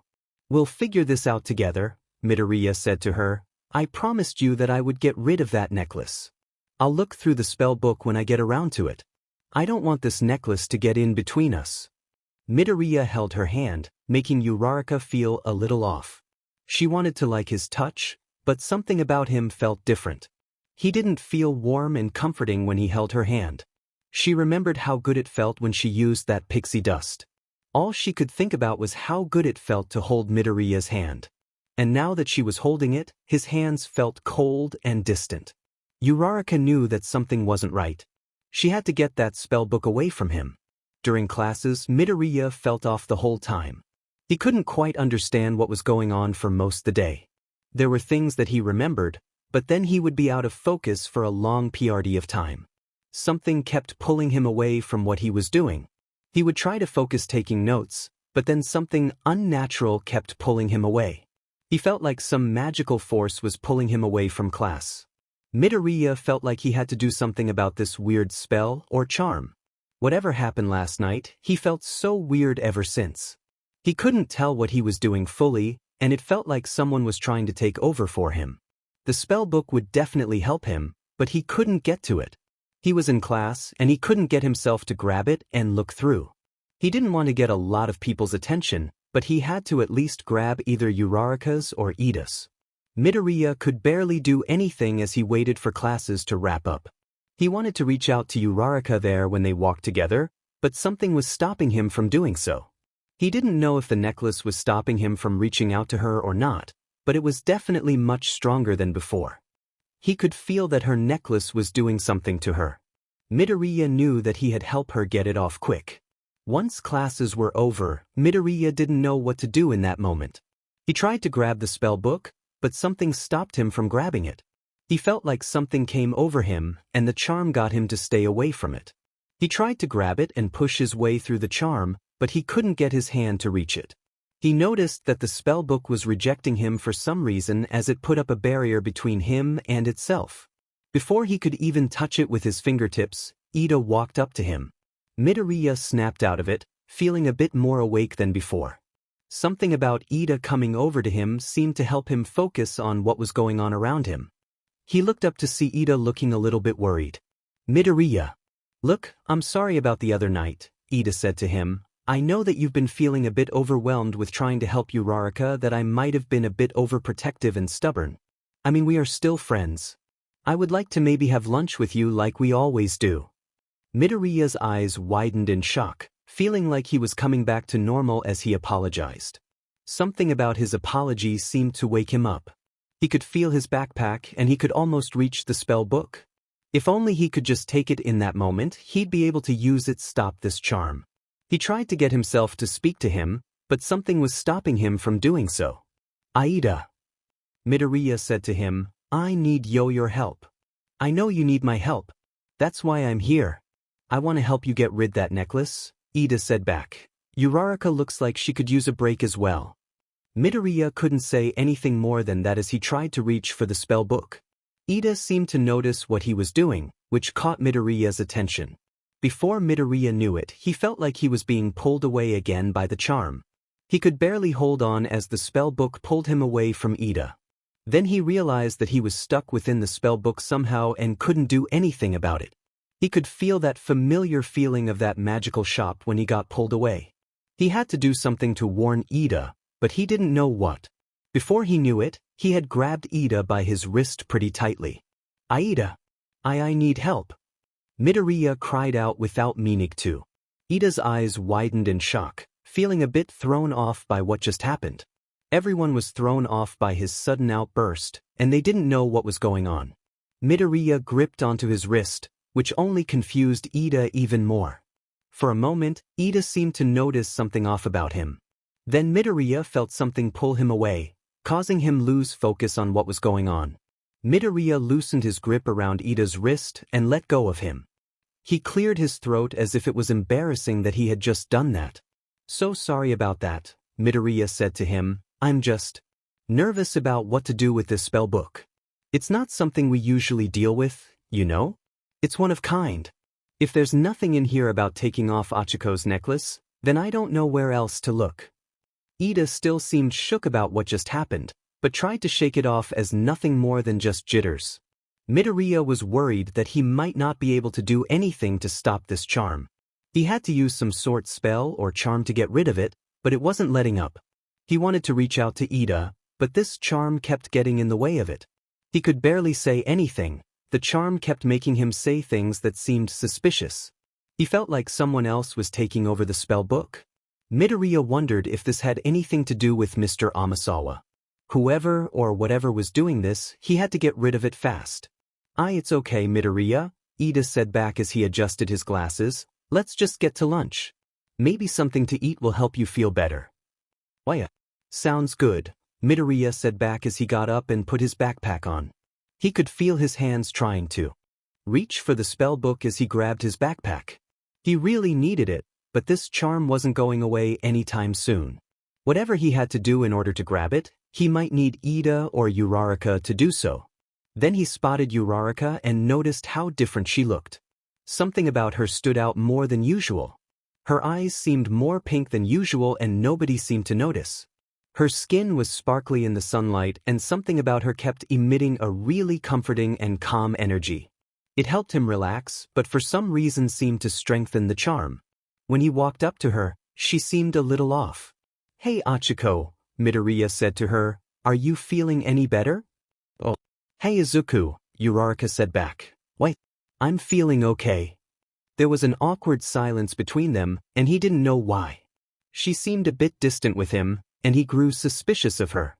He looked at her necklace and noticed that it looked energized and more pink than ever before. That seemed to catch his attention, and something about it drew him towards it. For a moment, he noticed her listening to something that wasn't there. It looked like she was listening to music, but she didn't have any earbuds in her ears. Midoriya felt a little suspicious and had a feeling something was going on with her. Achiko. I meant to talk to you about the spell book, Midoriya said to her. I haven't found anything yet, but I'm sure we'll find something soon. I even might know what's causing your necklace to act like this. Really? Uraraka said with a nervous tone. I've thought of things that it might be, but I doubt it's anywhere near what it actually is. Hey. You never know, Midoriya said back as he glanced at the necklace. There's definitely something special about the necklace. That Mr. Amasawa seems pretty strong. If he made it for his wife, then she must be pretty special to him. That caught Uraraka's attention as she whipped her head at him. Ida noticed her eyes, and she seemed to be shocked that he would even talk about him. Something about her reaction caught Midoriya off guard, making him even more suspicious of her. He noticed her trying to keep her composure and went back to walking with them. Sorry Izuku, but you can't be serious. Right? Uraraka asked him. Mr. Amasawa, whoever he is, he doesn't seem like someone that you should trust. After what has been happening to us, I wouldn't trust that spell book either if I were you. Whatever Mr. Amasawa and his wife went through, they obviously didn't trust each other. Midoriya's eyes widened in shock, feeling like he just got woken up again. Uraraka's eyes and what she said seemed to shake him out of that charm quite a bit. He felt like he could barely reach out to her, but the charm was still making him hold back. Something about her mentioning Mr. Amasawa made him feel anger for some reason. He didn't want to be angry at Uraraka, and he could tell that it was this spell book that was making him do this. He had a feeling that Mr. Amasawa had something to do with this charm in particular, or this whole spell book for that matter. Something hit him when he realized that Mr. Amasawa was involved, making him feel sick to his stomach. Uraraka and Ida noticed him stop in his tracks and were worried about him. Midoriya's eyes widened, feeling like something was wrong with him. The charm felt like it was getting stronger as it stopped him from moving. He couldn't do anything as Ida and Uraraka tried to help him out. Midoriya, what's wrong? Are you sick? Ida asked him. Please tell me that you didn't use that spell book again? That book is not to be trusted. Something about that comment made Midoriya even more annoyed. He felt his fists clench in anger as he tried to fight back this charm. He could feel it getting stronger once Ida mentioned the spell book. It seemed to annoy the charm, and he tried to fight it back from hurting Ida any further. He couldn't let this charm hurt anyone. But the charm kept holding him back from doing anything about it. Back off! Midoriya cried out a little too harshly. I don't need your help. Ida's eyes widened in shock, and Midoriya could tell that Uraraka was confused about the whole thing. So sorry. I just don't feel very good, Midoriya said back. It must be something I ate for breakfast. Must have overdone it with the spell book. Midoriya kept going and soon felt a little off as he walked towards the cafeteria. He had to do something about this charm soon, but he could tell that it was preparing to take care of things itself. And soon. During lunch, Uraraka felt like Midoriya was pretty D-zone with her. He didn't even hold her hand all that much. When he did, she felt uncomfortable since he didn't feel quite himself. He clearly didn't feel good, or something happened with the spell book. Sakura had been with her the whole time during classes and told her what was going on. She had a feeling that Midoriya was in trouble with the spell book. She couldn't pinpoint what it was exactly since she wasn't fully there, but it was definitely something that she needed to be worried about. Uraraka could tell that something was wrong by the way Midoriya looked at his lunch. He played around with it as if he wasn't interested in any of this. He barely said anything unless it had to do with the spell book or the necklace. Sakura told her to be careful around him, that something was definitely up with him. Uraraka was worried that Midoriya might see her or notice her around at some point. So far, he didn't seem to notice her in any way. He might have been suspicious when she talked to her, but that was about it. Uraraka wondered if she should grab the spell book during lunch. His backpack was right there by his chair. She wanted to reach out and grab it, but it was too far away. Uraraka had to grab it somehow before Midoriya noticed that it was gone. She noticed that Midoriya glanced at her, and she looked away a little too quickly. She didn't want him to be suspicious of her, but she still had to act like it was nothing. Uraraka could tell that something was off about him when he looked at her. Something about his eyes looked distant, but she could swear that she saw pink and green in them. "Achiko, is everything okay?" Midoriya asked her. Uraraka didn't know how to avoid this question, but she really had to find a way to grab the spell book. She might have to wait until after classes. There was no way that she was going to be able to grab it without him noticing. Sakura floated around her, and Uraraka wondered if she could help somehow. Uraraka then realized that she wasn't exactly fully there yet. Still, she thought that maybe the pixie dust could help them somehow. Uraraka slumped her shoulders, knowing full well that she had to wait just a little while longer. Then she wondered if she could get something out of this somehow. Maybe Midoriya knew more than he was letting on. She had to know something about this spell book and maybe something that might going on with Midoriya and the spell book. "Why, I just want this necklace off. That's all," Uraraka said back. "You know that spell book? It's pretty interesting the way it works. All of those spells and charms. That Mr. Amasawa guy must have been pretty busy to write all of those books in that shop. I wonder what him and his wife were like. She seems like a nice lady. Something about her seems like she might have been a witch or something magical." Uraraka glanced at Midoriya and noticed him stop playing with his food. He looked at her, and he seemed hard to read in that moment. Something about it gave her chills. She wondered if he knew about fairies and Sakura in any way, even if he didn't get the chance to tell her. The way he looked at her made her realize that there were things that he never got around to telling her. Then he took a bite of his salad, but seemed frustrated for some reason. "Achiko, what are you getting at?" Midoriya asked her, causing everyone at the table gave them looks. Uraraka got him right where she wanted him. Whatever was bothering him, she could tell that it had to do with the spell book or maybe even Sakura.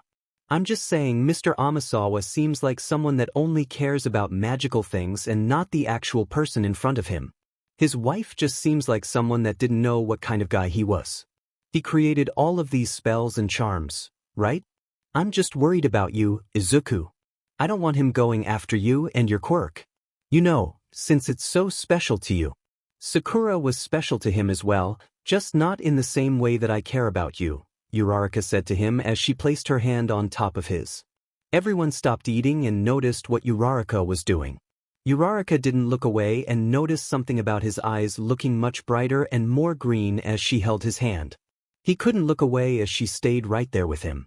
Then something came up, making Midoriya grab his head as if he had a massive headache. Uraraka was worried about him and wondered if she had gone too far. "Akachiko," Midoriya said back, You gotta get away from me." Uraraka's eyes widened in shock, and so did everyone else. Before she could touch him, he grabbed his backpack and ran off. Everyone in their class noticed him leaving the cafeteria, and Uraraka and Ito worried about him. She never even got the chance to grab the spell book. She looked down at her hand, feeling something coming off of him. It felt like weird magic coming off of him. It felt different from Sakura's pixie dust. Whatever it was, she knew that Midoriya was in trouble.